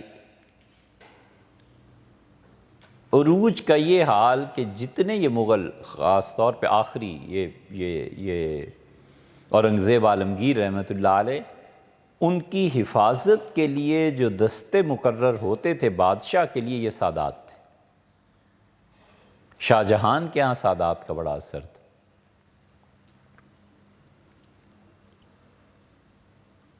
یہ سادات بارہا پہ ہمیشہ اعتماد رہا مغلوں کا، اور بادشاہوں کی خاطر یہ جس کی جان لڑا دینے والے، شہادتیں پانے والے یہ لڑکے ان کے جوان تھے، بڑی تاریخ ان کی مرتب تھی۔ سختی اس دن آئی جس دن اورنگزیب نے سنا کہ ان کے خلاف کوئی مقدمہ ہے سادات کے خلاف، تو انہوں نے کہا کہ میرا کیا اس سے تعلق ہے، قاضی مقرر ہیں، ان کے پاس لے جاؤ۔ دلی کے جو قاضی تھے انہوں نے سادات کے خلاف فیصلہ دیا، اور انہوں نے کہا ہم نہیں مانتے۔ یہ خبر دربار میں جب پہنچی تو سادات کھڑے تھے، اورنگزیب نے اپنی آستینیں چڑھا لیں، اور اس نے کہا میری حکومت میں شرعی قوانین کے مطابق فیصلے ہوتے ہیں، اور کس کی اتنی جرت ہے کہ وہ شریعت کے متعلق ہے کہ ہم نہیں مانتے۔ تلوار اس نے نکال لی، اس کا میں سر اتار دوں اس کا جو ہماری مملکت میں قانون کے خلاف چلے۔ سہم گئے سب، اور کچھ جب غصہ ٹھنڈا ہوا تو ان کا سادات کو نکالو یہاں سے، چھٹی، میری حفاظت اور نگرانی کے لیے دوسرا دستہ بھیجا جائے، ان کو نکالو۔ یہ وہاں برامکا کے ساتھ پیش آیا، برمکیوں کے وہم و گمان میں بھی ان کا قتل عام ہوا، اور قتل بھی ایسے ایسے بڑے لوگ ہوئے۔ ان میں سے ایک برمکی سے کسی نے پوچھا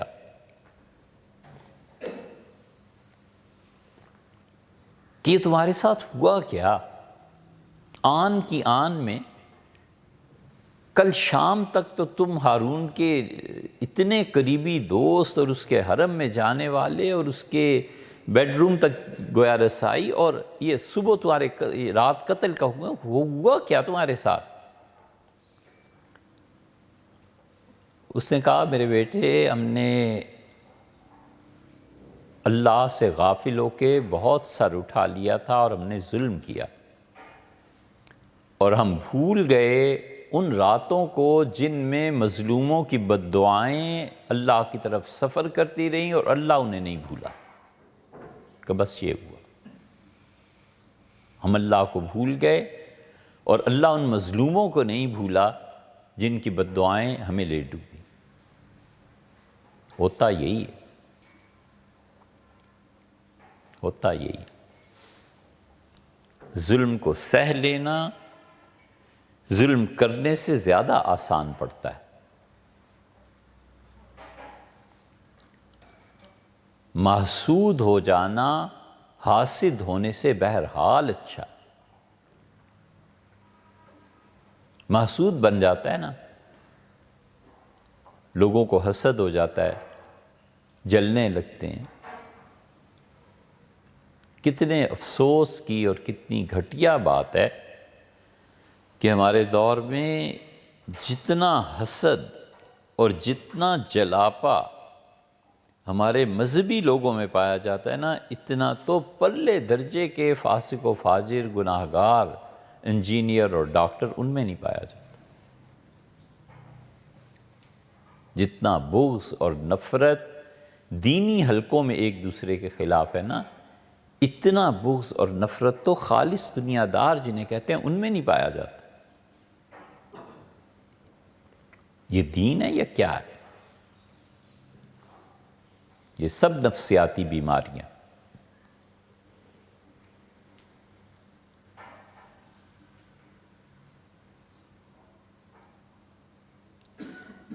اس لیے ایک وہ ہے جس سے حسد ہو اور ایک وہ ہے جس سے کیا جائے۔ یہ جس سے بھی حسد کیا جاتا ہے یہ زندگی میں برداشت کرنا ہوتا ہے نا، کہ خاندان والے حسد کرنے لگے، فیملی میں کچھ ایسے شرپسند لوگ آ گئے، فیلڈ میں کچھ لوگ ایسے مل گئے۔ ہمیشہ یاد رکھنا چاہیے کہ حسد اسی سے کیا جاتا ہے جس پہ اللہ کا کوئی انعام ہوتا ہے، اس انعام کو دیکھ کے ہی تو جلنا ہوتا ہے۔ تو یہ محسود جس سے جلا جاتا ہے اس کا مطلب ہے اللہ کا انعام اس پہ کچھ ہے جو لوگوں کی نظروں میں کھٹکتا ہے۔ تو اب کیا کہے؟ اللہ سے دعا کرنا شروع کر دے کہ اللہ اپنی اس نعمت کو چھین لے۔ میں گورا ہوں تو کالا ہو جاؤں، لمبا قد ہے تو لوگ چاہتے ہیں پاؤں میرے کٹ جائیں تو پاؤں کو کاٹ دے۔ کیا کرے؟ اس کا حل یہ ہے کہ برداشت کرے کہ اللہ تو اپنا فضل، اپنے انعامات جاری رکھ، لوگ جانیں، ان کے کام جانیں، تیرے فضل سے میں محروم نہ ہو جاؤں۔ محسود ہونا خود اللہ کے انعامات کے مورد اور اللہ کے انعامات کا ٹھکانہ، یہ اس کی دلیل ہے کہ اس پہ خدا کا کوئی انعام ہے تو ہی تو لوگ چل رہے ہیں۔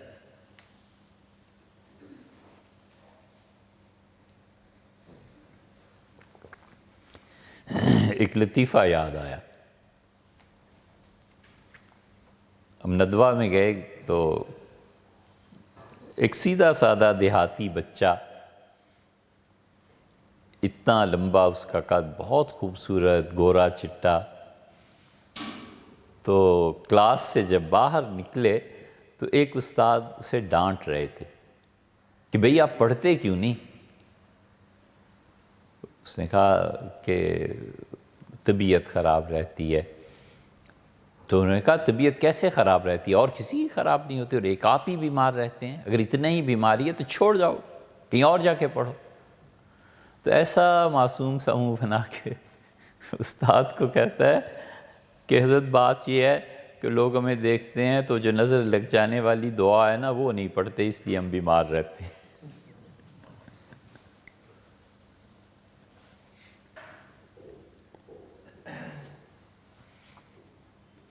سمجھے کہ مطلب میں اتنا خوبصورت ہوں کہ مجھے نظر لگ جاتی ہے، اس کی وجہ سے بیمار پڑ جاتا ہوں، لوگ دعا نہیں مانگتے میرے۔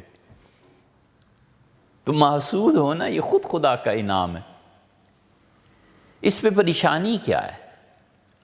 پریشانی یہ ہے کہ اس کی نظر کی طرف جاتی ہے کہ وہ یہ کر رہا ہے، اس کی طرف نہیں جاتی کہ اللہ تعالیٰ کے اتنے انعامات ہیں یار، اتنی مہربانیاں ہیں، وہ مجھ پہ مہربانی کرتا ہی ہے، اس کے انعامات ہوتے ہی ہیں۔ تو بجائے ادھر نظر رکھنے کے ادھر چلا جاتا ہے، تو پھر خود بھی غم میں مبتلا ہوتا ہے۔ کس چیز کا غم؟ کس چیز کی پریشانی؟ یہ بنیاد یہ ہے کہ عقیدے نے اس پہ اثر نہیں کیا، عقیدے کو اس کا حال بن جانا چاہیے تھا، عقیدہ اس کے عمل میں آ جانا چاہیے تھا۔ اللہ تعالیٰ نے اپنی صفات کے متعلق قرآن میں بار بار ذکر کیا، ان ربی رحیم ودود، میرا پروردگار تو بے انتہا رحمت کرنے والا ہے، ودود، اور اللہ کی ذات محبت کرنے والی۔ تکالیف، پریشانیاں، تنگ دستی، ضروریات کا پورا نہ ہونا کچھ بھی نہیں ہے اس کی ایک نظر اور اس کا ایک کرم ان ساری چیزوں سے نکال دیتا.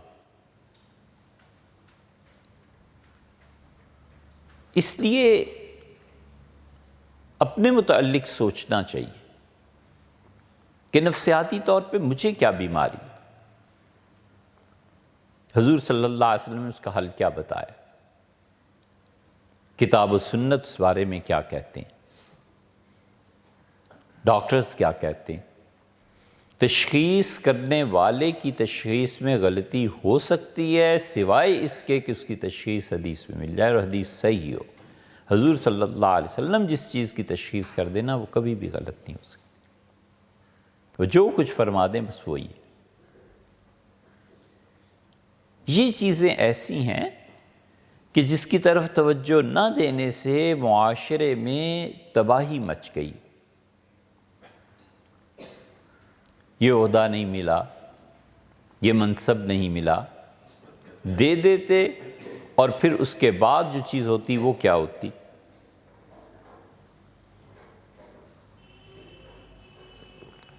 مثنوی میں مولانا روم نے ایک جگہ اس پہ بحث کی ہے کہ فرعون کیسے بنا، اور فرضی قصہ ہے، حقیقت نہیں ہے. اور پھر اس کے بعد انہوں نے تفصیل بیان کی کہ انسان کن مراحل سے گزر کر فرعونیت تک پہنچتا ہے. اور پھر ایک جگہ فرمایا کہ نفس مارا کم تر از فرعون نیست. یہ جو ہمارا نفس ہے نا یہ فرعون سے کم نہیں ہے. لیک اورعون ماراعون نیست، فرق اتنا سا ہے کہ اسے حکومت میسر تھی اور میرے پاس حکومت نہیں. اگر حکومت میرے پاس آتی تو میں کوئی فرعون سے کم بدتر آدمی ہوتا، میں بھی وہی کچھ کرتا جو فرعون کرتا رہا. حق کی مخالفت، سچائی کی مخالفت، خوشامد، جو ہر فیصلے کو اس طرح سے کرے کہ اگر کوئی اسے چیلنج کرے گا ختم کر دیں گے، مار دیں گے. اور نہیں جانتے کہ ان جملوں کا انجام کتنا برا ہے. اللہ نے فرمایا کہ ہمارے فرشتے اسے جہنم میں پھینکیں گے اور کہیں گے کہ یہ خون اور پیپ جو لوگوں کا بہہ کے آ رہا ہے نا اس کو پی، ذق، اسے چکھ، انک انت العزیز الکریم. تمہارا دعویٰ تھا دنیا میں اپنے متعلق کہ تم بالکل چھا گئے ہو، غالب ہو اور عزت صرف تمہاری ہی ہے.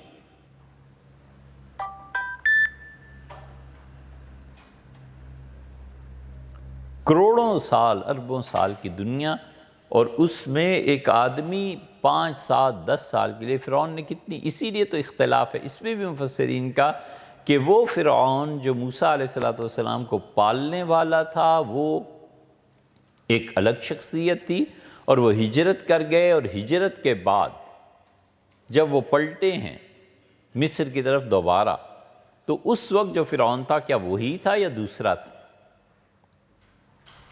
زندگی کتنی رہی.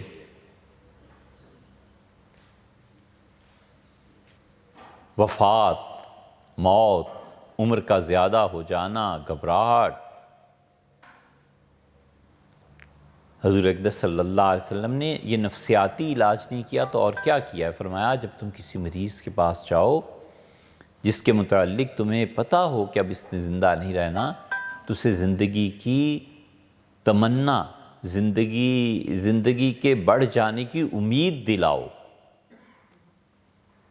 یعنی اسے یہ کہو کہ اللہ نے چاہا تو آپ ٹھیک ہو جائیں گے. اللہ تعالیٰ نے بڑے بڑے لوگوں کو موت سے خدا زندگی دے دیتا ہے، آپ فکر نہ کریں، آپ پریشان نہیں. فرمایا اسے تسلی دلاؤ اور زندگی کی امید دلاؤ. اصل الفاظ یہ. اور آپ فرمایا ہونا وہی ہے جو اللہ نے چاہا، ہوگا تو وہی، مرنا تو اس نے ہے ہی.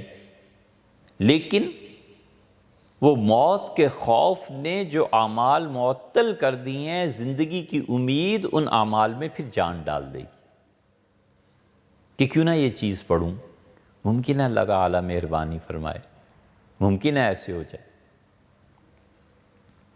ذہبی رحمۃ اللہ علیہ نے ایک واقعہ لکھا ہے، وہ واقعہ اس امت کے بہت بڑے اکابرین کا ہے، بڑے لوگ تھے، وہ معمولی آدمی نہیں تھے۔ تو کہتے ہیں کہ ابن قصار رحمۃ اللہ علیہ بہت بڑے صوفی تھے۔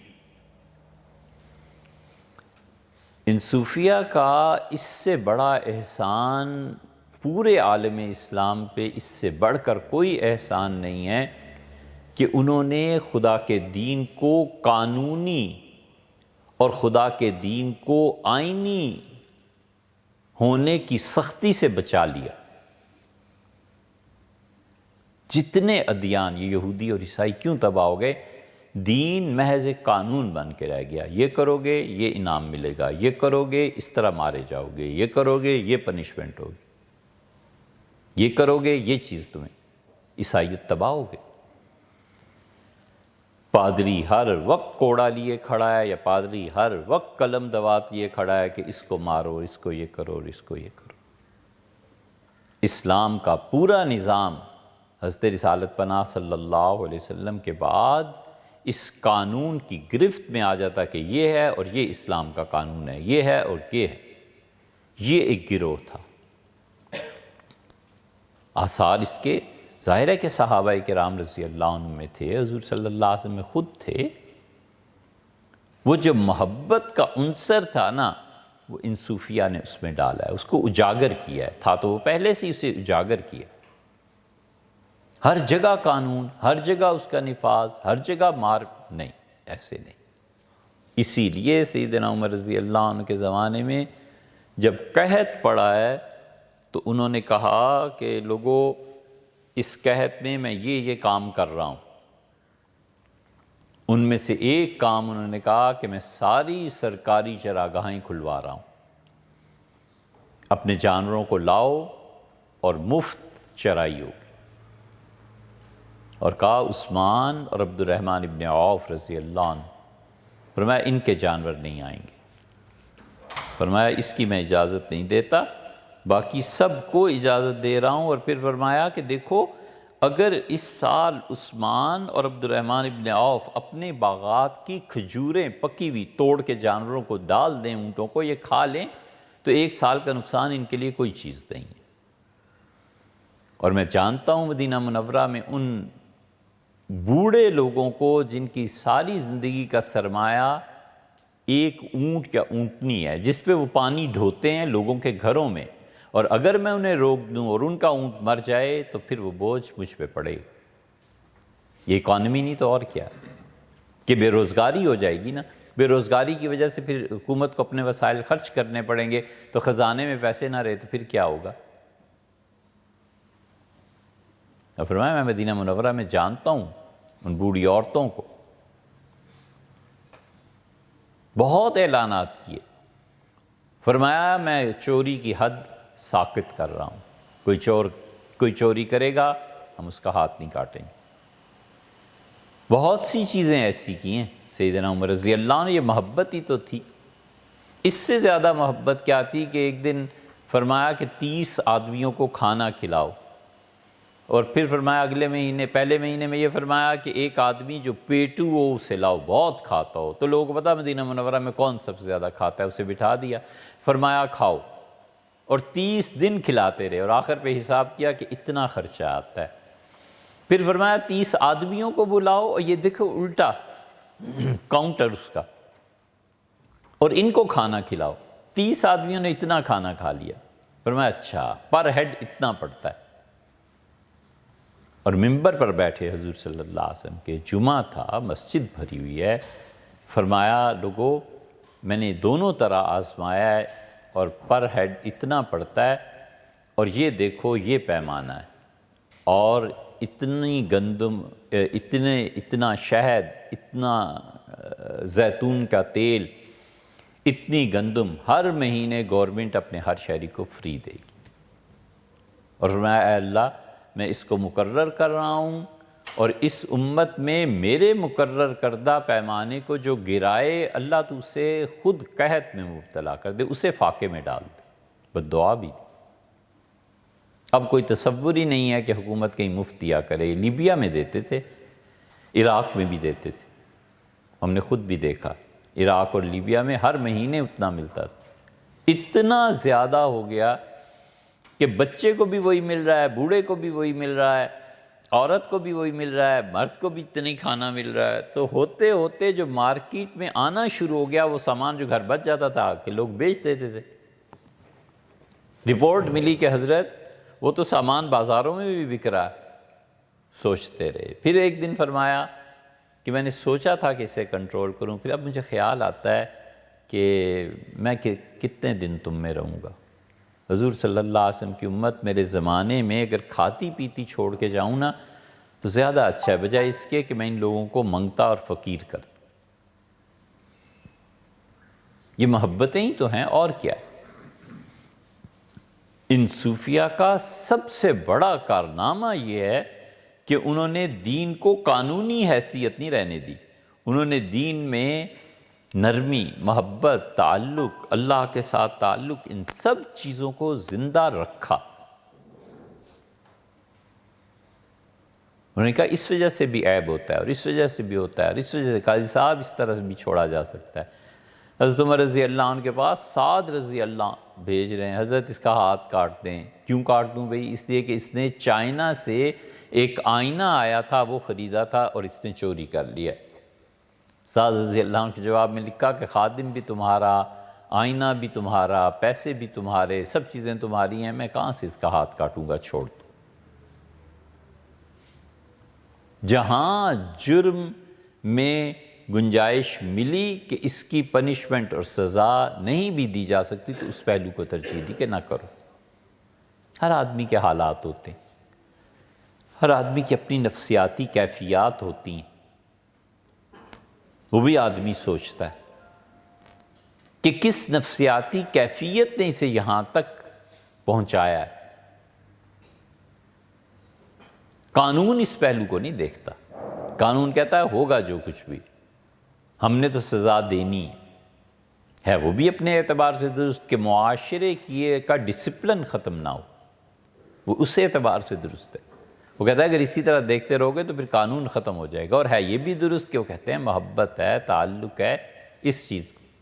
ابن قصار رحمۃ اللہ بہت بڑے صوفی تھے۔ ذہبی رحمۃ اللہ علیہ کہتے ہیں وہ مریض، بیمار ہو گئے تو یحییٰ ابن عون رحمۃ اللہ علیہ فرماتے ہیں کہ سہنون اتنے بڑے بزرگ، یہ ہم سب لوگ جمع تھے اور ہم ابن قصار کی طبیعت دریافت کرنے گئے۔ جب وہ بیمار ہو گئے تو عرض کیا گیا کہ ما ھذا القلق، یہ قلق کس بات کا، یہ پریشانی کس بات کی؟ تو کہا انہوں نے کہ الموت والقدوم علی اللہ، دو چیزیں پریشان کر رہی ہیں، ایک تو موت آ رہی ہے، اعمال کا سلسلہ ختم ہو جائے گا، والقدوم علی اللہ، اور دوسرے اللہ کے سامنے پیش ہونا ہے۔ تو سہنون جو تھے انہوں نے کہا کہ حضرت آپ سے میں کچھ بات پوچھوں؟ اور پھر کہا کہ الست مصدقا بالرسل، کیا آپ نے زندگی اس طرح نہیں گزاری کہ آپ تمام رسولوں کی علیہ الصلوۃ والسلام تصدیق کرتے رہے، والبعث والحساب، اور آپ اس یقین پہ زندہ رہے کہ مر کے جواب دینا ہے اور حساب و کتاب ہونا ہے، والجنت والنار، اور جنت اور جہنم یہ برحق ہے، زندگی اس پہ نہیں گزاری؟ تو انہوں نے کہا یہ سب سچ ہے، حقیقت یہ ہے کہ رسول کی تصدیق کے بعد سب چیزیں ختم ہو جانی چاہیے۔ رسالت کی تصدیق، بس یہ ایک چیز ایسی ہے جو سارے سوالات کو اصولاً ختم کر دیتی۔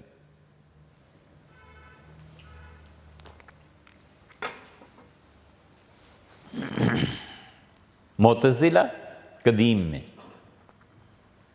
اور جدید لوگوں میں سر سید، ان کا پورا مکتبہ فکر، بہت لوگوں کی شکایت آ رہی ہے کہ سر سید کے خلاف ہم نے کچھ بات کی تھی۔ دو صورتیں ہو سکتی ہیں، جتنے آپ اعتراضات کرنے والے ہیں سر آنکھوں پہ، بھیا ان کی کتابیں پڑھو،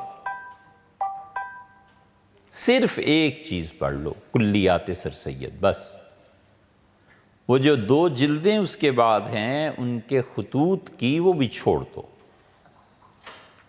صرف ایک کتاب کلیات سر سید۔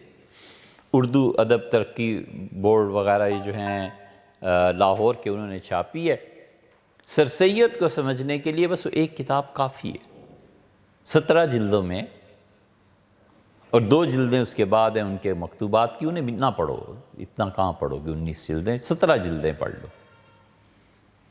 اور یا پھر یہ ہے کہ ہم کسی وقت وہ 17 جلدیں جو ہیں وہ لے آئیں، پھر پڑھیں کہ حضرت کیا فرماتے رہے، تو سب آئینے کی طرح روشن ہو جائے گا کہ کرتے کیا رہے۔ اس امت کی تباہی میں کوئی کسر باقی رہ جاتی ہے، جس امت اور ایک خاص علاقے کی امت یعنی بر صغیر، اس کی جڑ اور اس کی تہ میں سر سید جیسے لوگ بیٹھے ہوئے ہیں اور آپ یاری کر رہے ہوں، یہ امت برباد نہیں ہوگی تو اور کیا ہوگا۔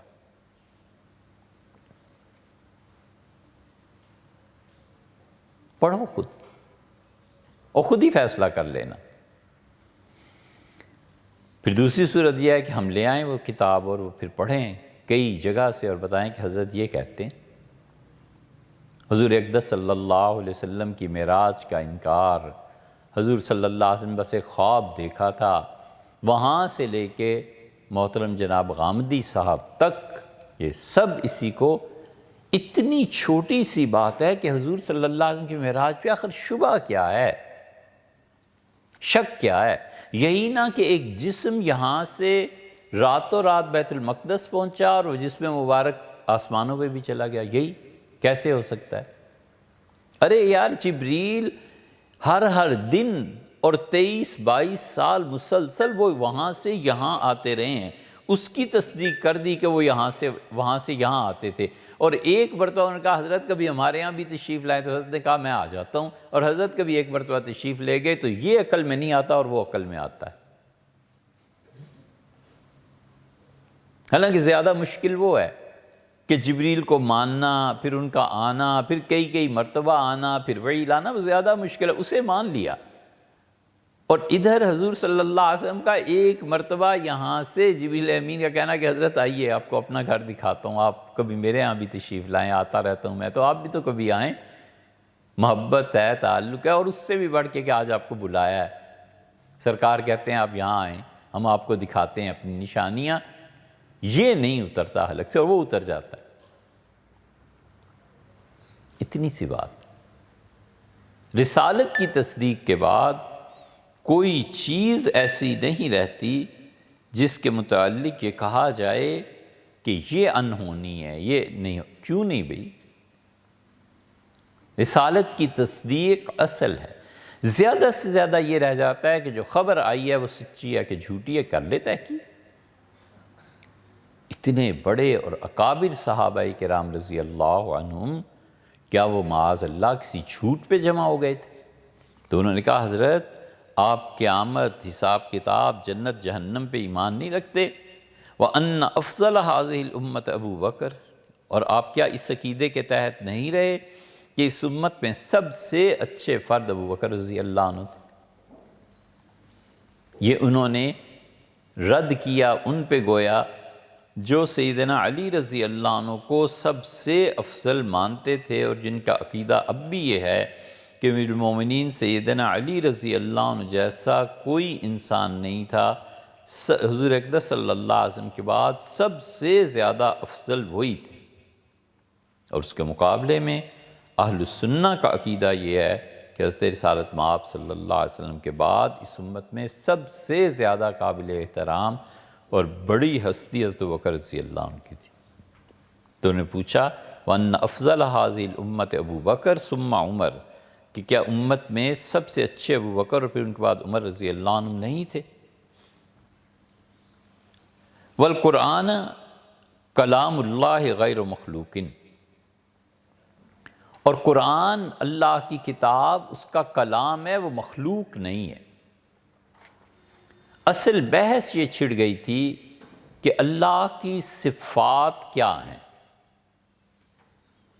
اور اللہ تعالیٰ کی صفات، ایک تو اللہ ذات ہے اور ایک اس کی صفات ہیں، رحمان ہے، رحیم ہے، قہار ہے، غفار ہے، وغیرہ وغیرہ۔ اللہ کی یہ صفات اس کی ذات کا حصہ ہیں یا اس سے جدا ہے؟ خدا کی صفات تین طرح کی ہیں۔ ایک اللہ کی صفات وہ ہیں جو خالصتاً اس کی ذات سے تعلق رکھتی ہیں، اس کا ضد ان صفات کا الٹا پلٹا دینا اسے نہیں ہو سکتا کبھی بھی، وہ 8 ہیں۔ مثلا علم ہے، اب علم کو بالکل پلٹے تو جہالت ہے، جاہل خدا نہیں ہوا کرتا۔ حیات ہے، زندگی، تو مردہ کبھی خدا ہوگا؟ ایک قدرت ہے اور قدرت کو پلٹے تو فالج ہے، کہ مفلوج کوئی کام نہیں نہ کر سکتا، تو اللہ مفلوج تو نہیں ہو سکتا معاذ اللہ۔ تو اس سے علم، حیات، قدرت، سمع، بصر، کلام، ارادہ، یہ 8 صفات اللہ کی ہیں جن پہ ایمان لانا ضروری ہے، کہ ان میں سے کسی بھی چیز کا برعکس اور پلٹاؤ خدا کے لیے نہیں ہے۔ اللہ اس سے بری ہے، اللہ اس سے بلند و بالا ہے، اللہ کی ذات ان معائب سے مبرہ ہے۔ دوسری صفات خدا کی وہ ہوتی ہیں جس کا تعلق مخلوق سے ہوتا ہے۔ مثلا اللہ بخشتا ہے، غفار ہے تو ہمیشہ ہی غفار ہے، لیکن جب انسان نہیں تھے، جنات نہیں تھے، تو پھر کس بات کا؟ وہ بخشنے کی جو صفت تھی اللہ تعالیٰ کی انسانوں اور جنات کے گناہ معاف کرنے کی، تو جب یہی مخلوق نہیں تھی، کائنات ہی نہیں تھی، تو اللہ تعالیٰ کی وہ صفت اس طرح سے اپنے اثرات اس کے نہیں تھے۔ رزاق ہے، مخلوق ہوگی تو رزق ہوگا نا، مخلوق ہی کوئی نہیں تو رزق کس کے لیے؟ اور تیسری اللہ کی صفات جو سب سے مشکل ہیں جب آدمی کتاب و سنت کو پڑھتا ہے، اللہ تعالیٰ نے فرمایا کہ ید اللہ فوق ایدیہم، اللہ کا ہاتھ لوگوں کے ہاتھ کے اوپر ہے، صحابہ کرام رضی اللہ عنہ کے اوپر ہے۔ فَإِنَّكَ بِأَعْيُنِنَا، آپ ہماری آنکھوں کے سامنے ہیں۔ اب ظاہر ہے کہ اللہ کی آنکھیں، اللہ کا ہاتھ، یہاں پہنچ کر امت کے 2 مسلک بن گئے۔ سب سے اچھا تو یہ رہا جنہوں نے کہا کہ اللہ نے جو کچھ فرما دیا اپنے ہاتھوں کے متعلق، پنڈلی کے متعلق، آنکھوں کے متعلق، جیسا ہے ہم ویسے ہی ایمان لائے، اور بس چھٹی، ان کا ہم اس پہ بات ہی نہیں کرتے، اللہ نے جیسا بیان کر دیا ویسے ہی۔ یہ مانتے ہیں کہ اللہ کی آنکھیں مخلوق جیسی نہیں، اور اللہ کا ہاتھ لوگوں جیسا نہیں، لیکن جو بیان ہو گیا ہے کتاب و سنت میں بس کافی، ہمیں اس بحث میں پڑھنا ہی نہیں۔ سب سے آسان طریقہ اور سب سے اچھا اسلاف کا یہی رہا۔ اور دوسرا یہ ہے اہل السنہ میں سے ہی کہ وہ کہتے ہیں ہاتھ سے مراد قدرت ہے، جیسے کہتے ہیں کہ شہر فوج کے ہاتھ میں آ گیا، ملک فوج کے ہاتھ میں آ گیا، تو فوج سے مراد قدرت، طاقت، ایک ادارہ جس کے انڈر وہ آ گیا، اور اس ادارے میں اصل طاقت، جیسے میرا بچہ میری نظروں کے سامنے، یعنی میری حفاظت میں۔ ان ساری خدا کی تینوں قسم کی صفات کے متعلق انہوں نے کہا کہ اللہ کی یہ صفات مخلوق نہیں ہیں، یعنی لوگوں جیسی نہیں ہیں۔ یہ عیسائیت کا وہ فتنہ تھا جو اسلام میں داخل ہوا، پھر اوپر سے مامون الرشید نے پڑھ لیا فلسفہ، اور وہ ہو گیا معتزلی، اور وہ جھگڑا اٹھا جس کے متعلق امام احمد بن حنبل رحمۃ اللہ کے متعلق آتا ہے کہ اللہ کی قرآن مخلوق ہے یا نہیں۔ پھر انہوں نے کہا حضرت وَأَنَّ اللَّهَ يُرَى يَوْمَ الْقِيَامَةِ، کیا آپ کا اس پہ ایمان نہیں ہے کہ قیامت کے دن اللہ تعالیٰ کی رؤیت ہوگی، اللہ کو دیکھیں گے؟ معرکۃ الآراء مسئلہ رہا ہے کہ اللہ تعالیٰ کی زیارت ہوگی یا نہیں ہوگی۔ اہل السنہ ہمیشہ اس کے قائل رہے کہ اللہ کی زیارت ہوگی، اللہ تعالیٰ کو دیکھیں گے۔ عقائد کے باب میں یہ ایک مسئلہ رہ گیا ہے، ہمیں اس پہ کبھی انشاءاللہ تفصیل سے بات کرنی ہے۔ ہم کہتے ہیں کہ اگر اللہ کو نہیں دیکھیں گے تو اللہ تعالیٰ نے قرآن میں یہ کیا کہا ہے کہ وجوہ یومئذ ناظرۃ، اور قیامت کے دن، اس دن میں خوش و خرم، تر و تازہ، بالکل کھلے ہوئے پھول کی مانند ایمان والوں کے چہرے ہوں گے، الی ربہا ناظرہ، اور اس حالت میں، خوشی کی حالت میں وہ اپنے پروردگار کو دیکھ رہے ہوں گے۔ اور اللہ نے یہ کیوں کہا ہے کافروں کے متعلق کہ کلا انہم عن ربہم یومئذ لمحجوبون، اور یاد رکھو قیامت میں کافروں کو سزا یہ دی جائے گی کہ وہ پردے میں ہوں گے۔ تو پردہ خدا کے اور ان کے درمیان ہے، اور اگر اللہ دکھائی ہی نہیں دے گا تو کافروں کے لیے کیا سزا اور ایمان والوں کے لیے کیا سزا، دونوں ہی محروم ہیں، پھر سزا کس بات کی ہوئی؟ اس لیے یہ عقیدے کا فرق یہاں پہنچ گیا اہل تشیع میں اور ہم میں۔ اہل تشیع بالکل قائل نہیں ہے اس کے، وہ کہتے ہیں خدا کی زیارت ہوگی ہی نہیں، نہ اس دنیا میں نہ اس دنیا میں۔ ہم کہتے ہیں اس دنیا میں نہیں ہوگی، اس میں ہوگی۔ اور اہل تشیع جادو کے قائل نہیں، وہ کہتے ہیں جادو ہوتا ہی نہیں، کبھی بھی نہیں ہوتا، نظر بندی ہو جائے، کچھ اور ہو جائے، جادو کبھی نہیں ہوتا۔ ہم جادو کے قائل ہیں کہ جادو ہوتا ہے، چلتا ہے۔ یہ بڑے بڑے شیعہ علماء جو بلند مقام پہ ہیں، ان سے بھی بات ہوئی کبھی تو انہوں نے کہا ہاں ہم اس کے ہمارا عقیدہ یہ ہے کہ جادو نام کی کوئی چیز نہیں۔ اور عجیب اتفاق ہے، جتنے عاملوں کے نام پڑھو نا، کوئی نقوی تو کوئی جعفری، سارا اپنا نسبت اور انتساب شیعت کی طرف کرتے ہیں، اور وہ کہتے ہیں ہمارا تو عقیدہ ہی نہیں ہے۔ وہ صحیح کہتے ہیں، ان کی کتابوں میں یہی عقیدہ لکھا ہے کہ جادو نام کی کوئی چیز۔ ہمارے حنفیوں میں ابو بکر جساس رازی رحمۃ اللہ علیہ معتزلہ کے اثر کی وجہ سے ادھر چلے گئے۔ خیر وہ ایک علمی بحث۔ انہوں نے کہا حضرت کیا آپ یہ عقیدہ نہیں رکھتے کہ قیامت میں اللہ کو دیکھا جائے گا؟ یہ اب عقیدے کی دوسری سطح پہ آئے ہیں۔ پہلی سطح تو اسلام اور کفر کی ہے۔ مثلا کوئی رسولوں کا نہ مانے، قیامت کو نہ مانے، جنت اور جہنم کو نہ مانے علیہ الصلوۃ والسلام، تو وہ آدمی تو گیا ایمان سے ہی۔ اب دوسرے درجے میں آئے کہ حضرت ابوبکر رضی اللہ عنہ سب سے اچھے ہیں اس امت میں، اور پھر ان کے بعد عمر رضی اللہ عنہ ہے۔ تو اگر کوئی اس کو نہیں مانتا تو کافر تو نہیں نہ ہو جاتا، مسلمان بہرحال رہے گا۔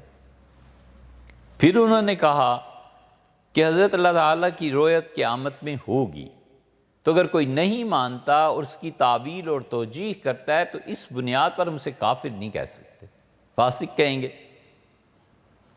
وَأَنَّهُ عَلَى الْعَرْشِ اسْتَوَىٰ، اور اللہ تعالیٰ کی ذات عرش کی طرف متوجہ ہوئی۔ اللہ نے عرش کو بنایا، بہت عظیم مخلوق ہے خدا کی، اور ہے زندہ، اس میں زندگی ہے عرش میں، بہت بڑی مخلوق ہے۔ اسی لیے رسول اللہ صلی اللہ علیہ وسلم نے رزق کے معاملے میں جب بات کی تو عرش کی مثال دی۔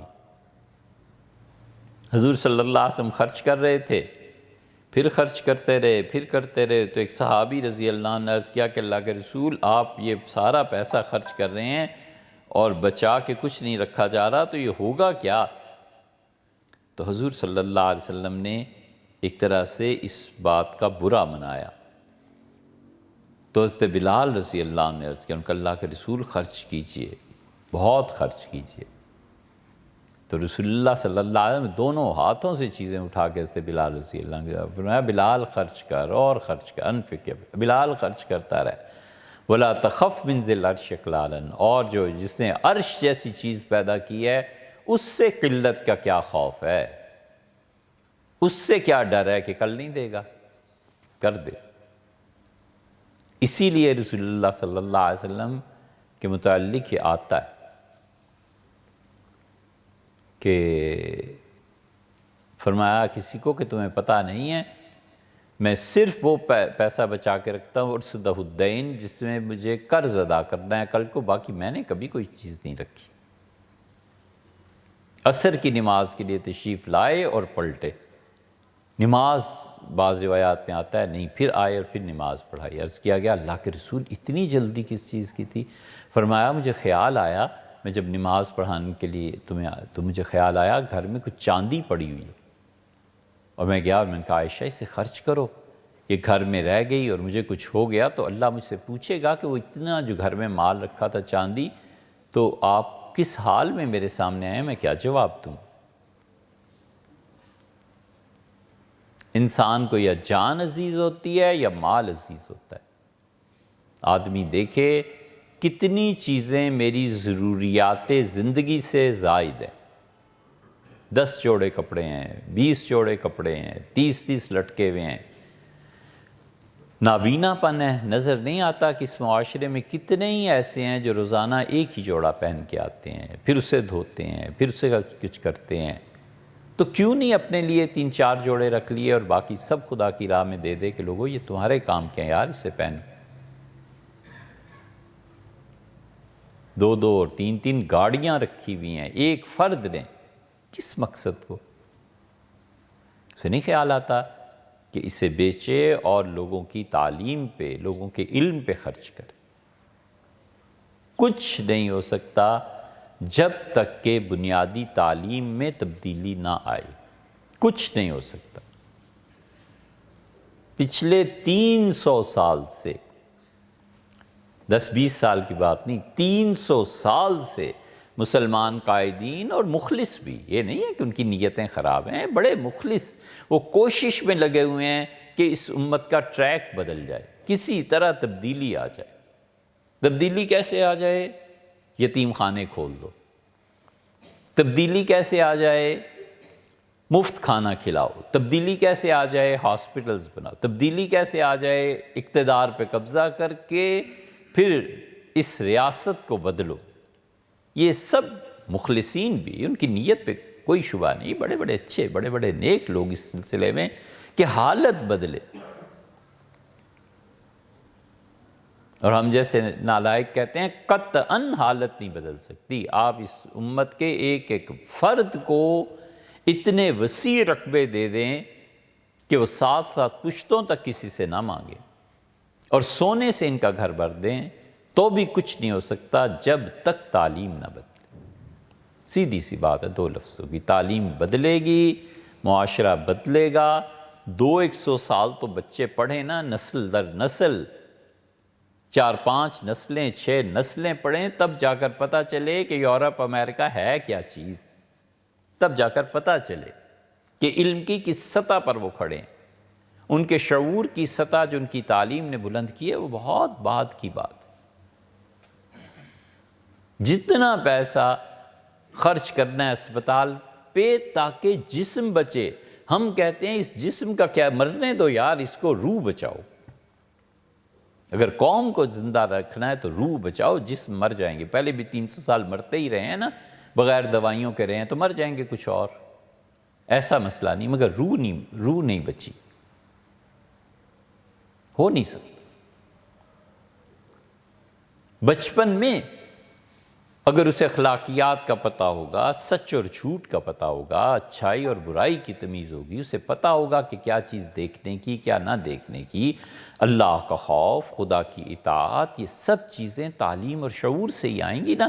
جب اسے تعلیم ہی کسی چیز کی نہیں ملی تو وہ بیچارہ کیا کرے؟ اسے کسی نے نہیں پڑھایا کہ تقدیر کیا ہے، اسے کسی نے نہیں پڑھایا کہ شر اور خیر کیا ہے، اسے کسی نے نہیں پڑھایا کہ جبر اور پابندی دونوں میں فرق کیا ہے۔ جبر جب قدرت کی طرف سے، اللہ کی طرف سے آتا ہے تو سوائے تسلیم کے کوئی چارہ نہیں، اور جبر جب انسانوں کی طرف سے آتا ہے تو اس کے خلاف اٹھنا ہے، بغاوت کرنی ہے، اس کے خلاف بولنا ہے، اس کو تسلیم کرنا ظلم ہے، اور پابندی اچھی ہے۔ اب کون ٹیچر سمجھائے کہ بیٹے 3 چیزیں، جبر اللہ کی طرف سے، زلزلہ آ گیا، جبر اللہ کی طرف سے، ماں باپ میں سے کوئی، جبر اللہ کی طرف سے بجلی گر پڑی، جبر خدا کی طرف سے مسلسل محنت اور جواب میں مسلسل ناکامی، یہ سب جبر ہے خداوند کریم کا، اور اس کے نتائج دیکھنے کے لیے کچھ مدت آپ کو چاہیے۔ یہ نہیں ہو سکتا کہ رات آپ بیج بو آئے تھے اور صبح درخت بن گیا، پیڑ بن گیا۔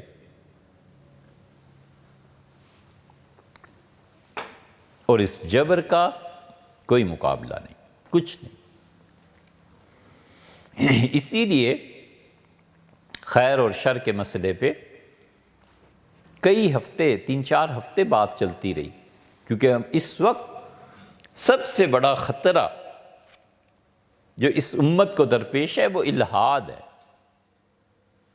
لوگ افغانستان کو، عراق اور لیبیا کو روتے ہیں، ہم کہتے ہیں وہ ماتم کرنے کا اتنا مقام نہیں جتنا ماتم یہ ہے کہ ہمارے اپنے بچے ملحد ہو رہے ہیں، ہمارے اپنے بچوں میں الحاد پھیل رہا ہے۔ وہ چپ ہیں اس لیے کہ وہ جانتے ہیں ابھی تک تو کہ فتویٰ ہے، کوئی عزت احترام دین کا، بس اگلی 2-3 نسلیں ہیں جو انہوں نے اس کو بھی چھوڑ دینا ہے، انہوں نے کہنا ہے رکھو اپنا دین اپنے پاس، ہم نہیں مانتے بھئی اس بات کو۔ یہ جبر ہے، اور جس پہ پھنساتے ہیں وہ خیر اور شر کا مسئلہ ہے کہ اللہ کو نہیں پتہ یہ کیا ہو رہا ہے، اللہ نہیں دیکھ رہا افغانستان میں، اللہ نہیں دیکھ رہا پاکستان میں کتنے دھماکے ہوتے ہیں، کہاں ہے تمہارا خدا؟ خیر اور شر کے مسئلے میں الجھاتے ہیں۔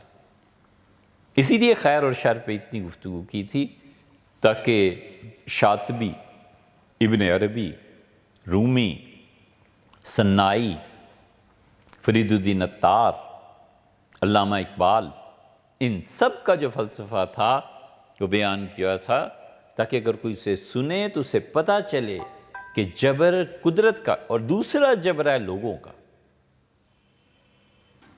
یہ جو جبر لوگوں کی طرف سے ہوتا ہے، حکمرانوں کی طرف سے، اس کے خلاف اٹھے۔ جبر کرتے ہیں کہ اس معاشرے میں پردہ نہیں رہے گا، اٹھنا چاہیے، کیوں نہیں رہے گا؟ تمہارا ایک نظریہ ہے، ہمارا بھی ایک نظریہ ہے۔ جبر سے مسلط کر رہے ہو کہ دین کی اقدار کو توڑا جائے۔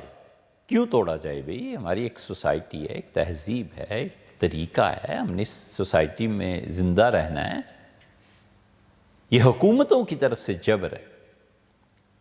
جبر ہے کہ یہ پڑھو، نہیں پڑھتے بھئی، یا آپ کا نصاب تعلیم پڑھنے کے قابل ہی نہیں۔ بالکل بچوں جیسی بات ہے جو سمجھ نہیں آتی ان کو، کہ تم جو کچھ پڑھاتے ہو معاش کے لیے، اور معاشی بے روزگاری، وہ اس کی وجہ سے تمہارا ملک دن بدن بد سے بدتر ہوتا چلا جا رہا ہے، نوکریاں ہی نہیں ملتی۔ پڑھا کیا رہے اور نتائج کیا نکل رہے ہیں، تمہیں پتہ ہی نہیں ہے کہ پڑھانا کیا اور اس کے 30 سال 50 سال بعد کیا اثرات مرتب ہوں۔ ارے بہت وقت ہو گیا۔ اللہ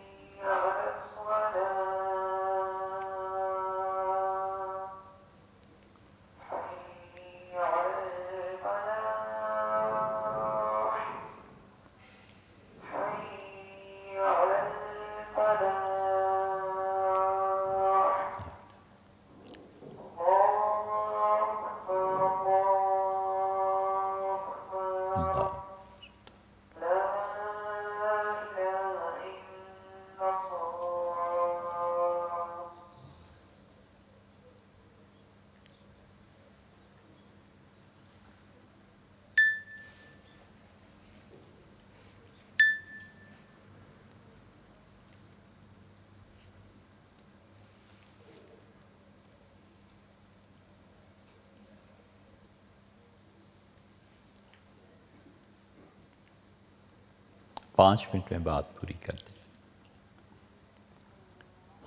تو یہ جو جبر، اس کے خلاف اٹھنا ضروری ہے کہ بھئی یہ کیوں پڑھیں، آپ کا نصاب کیوں؟ اور یہ تو غنیمت ہے کہ ملک میں اب تک یہ برائی ہے، لیکن غنیمت ہے کہ نصاب گورنمنٹ نے کوئی مقرر نہیں کیا، جو مرضی پڑھو، پرائیویٹ سکولز کھل رہے ہیں، جو مرضی پڑھاؤ بچوں کو، کوئی پوچھنے والا نہیں۔ اگر اس موقع سے فائدہ نہ اٹھایا جائے اور کبھی کوئی ایسے عقل مند مزید آ جائیں کہ وہ ایک نصاب متعین کر دیں قوم کے لیے، وہ عذاب ہے۔ اس سے پہلے لوگوں کو چاہیے کہ نصاب تعلیم مقرر کریں، ایک کمیٹی جو ہمیشہ اسے بدلتی رہے، دنیا میں نئی سے نئی تبدیلیاں، نصاب میں نئی سے نئی تبدیلی، کبھی بھی نہیں ہو سکتا۔ 300 سال سے یہ جو چاہتے ہیں نا کہ کوئی شارٹ کٹ مل جائے، راتوں رات تبدیل ہو جائے، نہیں ہو سکتا۔ یہ دوسرا جبر ہے، جب حکومتوں کی طرف سے جبر ہوتا ہے اس کا جواب ضروری ہو جاتا ہے۔ اور تیسری چیز ہے پابندی۔ پابندی اچھی ہے، مثلا بچے یہ لباس پہن کے آئیں گے، اس وقت تک کلاسز ہوں گی، اس کے بعد یہ سوئمنگ ہے، یہ پابندی ہے، یعنی انسان خود بھی پابندی کرتا ہے، نماز وقت پہ پڑھتا ہے، لباس، کوئی بھی پابندیاں اپنے طور پہ ہوتی ہیں۔ فرض اور نفل میں بھی یہ فرق آ جاتا ہے۔ فرض اپنی خوشی سے پورا کرنا تھوڑا سا جبر، احساس رہتا ہے جبر کا، کون اب رمضان آ گیا روزے رکھیں، یار اب حج پہ جانا پڑے گا، پیسے آ گئے، نماز پڑھنی ہے، صبح اٹھنا ہے۔ فرض میں یہ ہوتا ہے کہ خوشی تو ہوتی ہے چلو بندگی کی، لیکن ایک جبر کا احساس ہوتا ہے۔ اور نفل میں خوشی بھی ہوتی ہے اور خود اختیاری بھی ہوتی ہے، پڑھو پڑھو نہ پڑھو نہ پڑھو، جو اختیار کی ایک چیز ہے نا انسان کو ملتی، اس پہ خوش ہوتا ہے، خدا بھی اس پہ خوش ہوتا ہے کہ اپنے اختیار کو میرے سامنے سرنڈر کر دیا کہ نہیں جی پڑھنا ہے۔ تو انہوں نے ان سے پوچھا، یہ ایک مثال ہے۔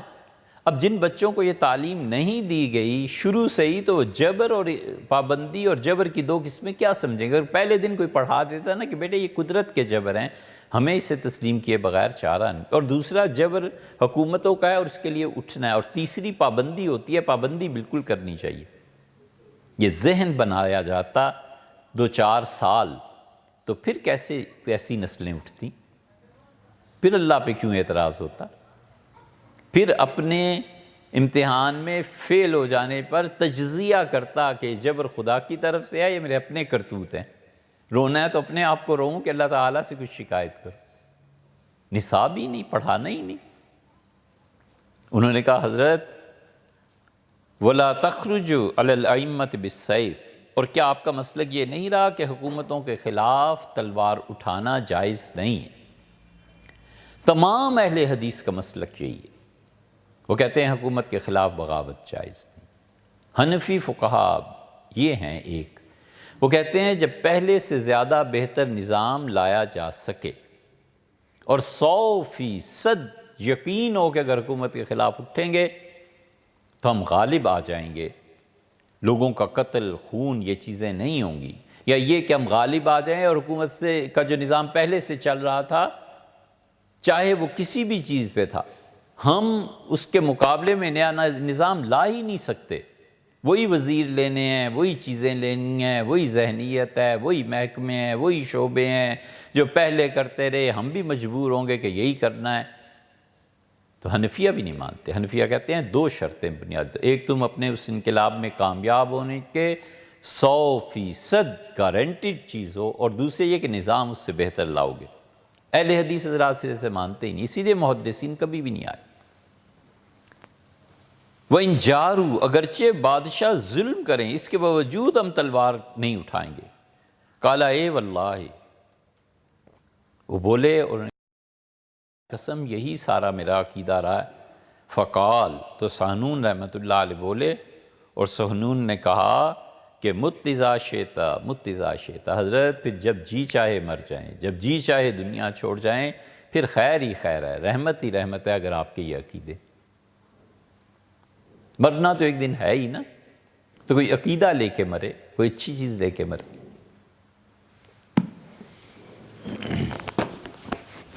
کھانا نماز کے بعد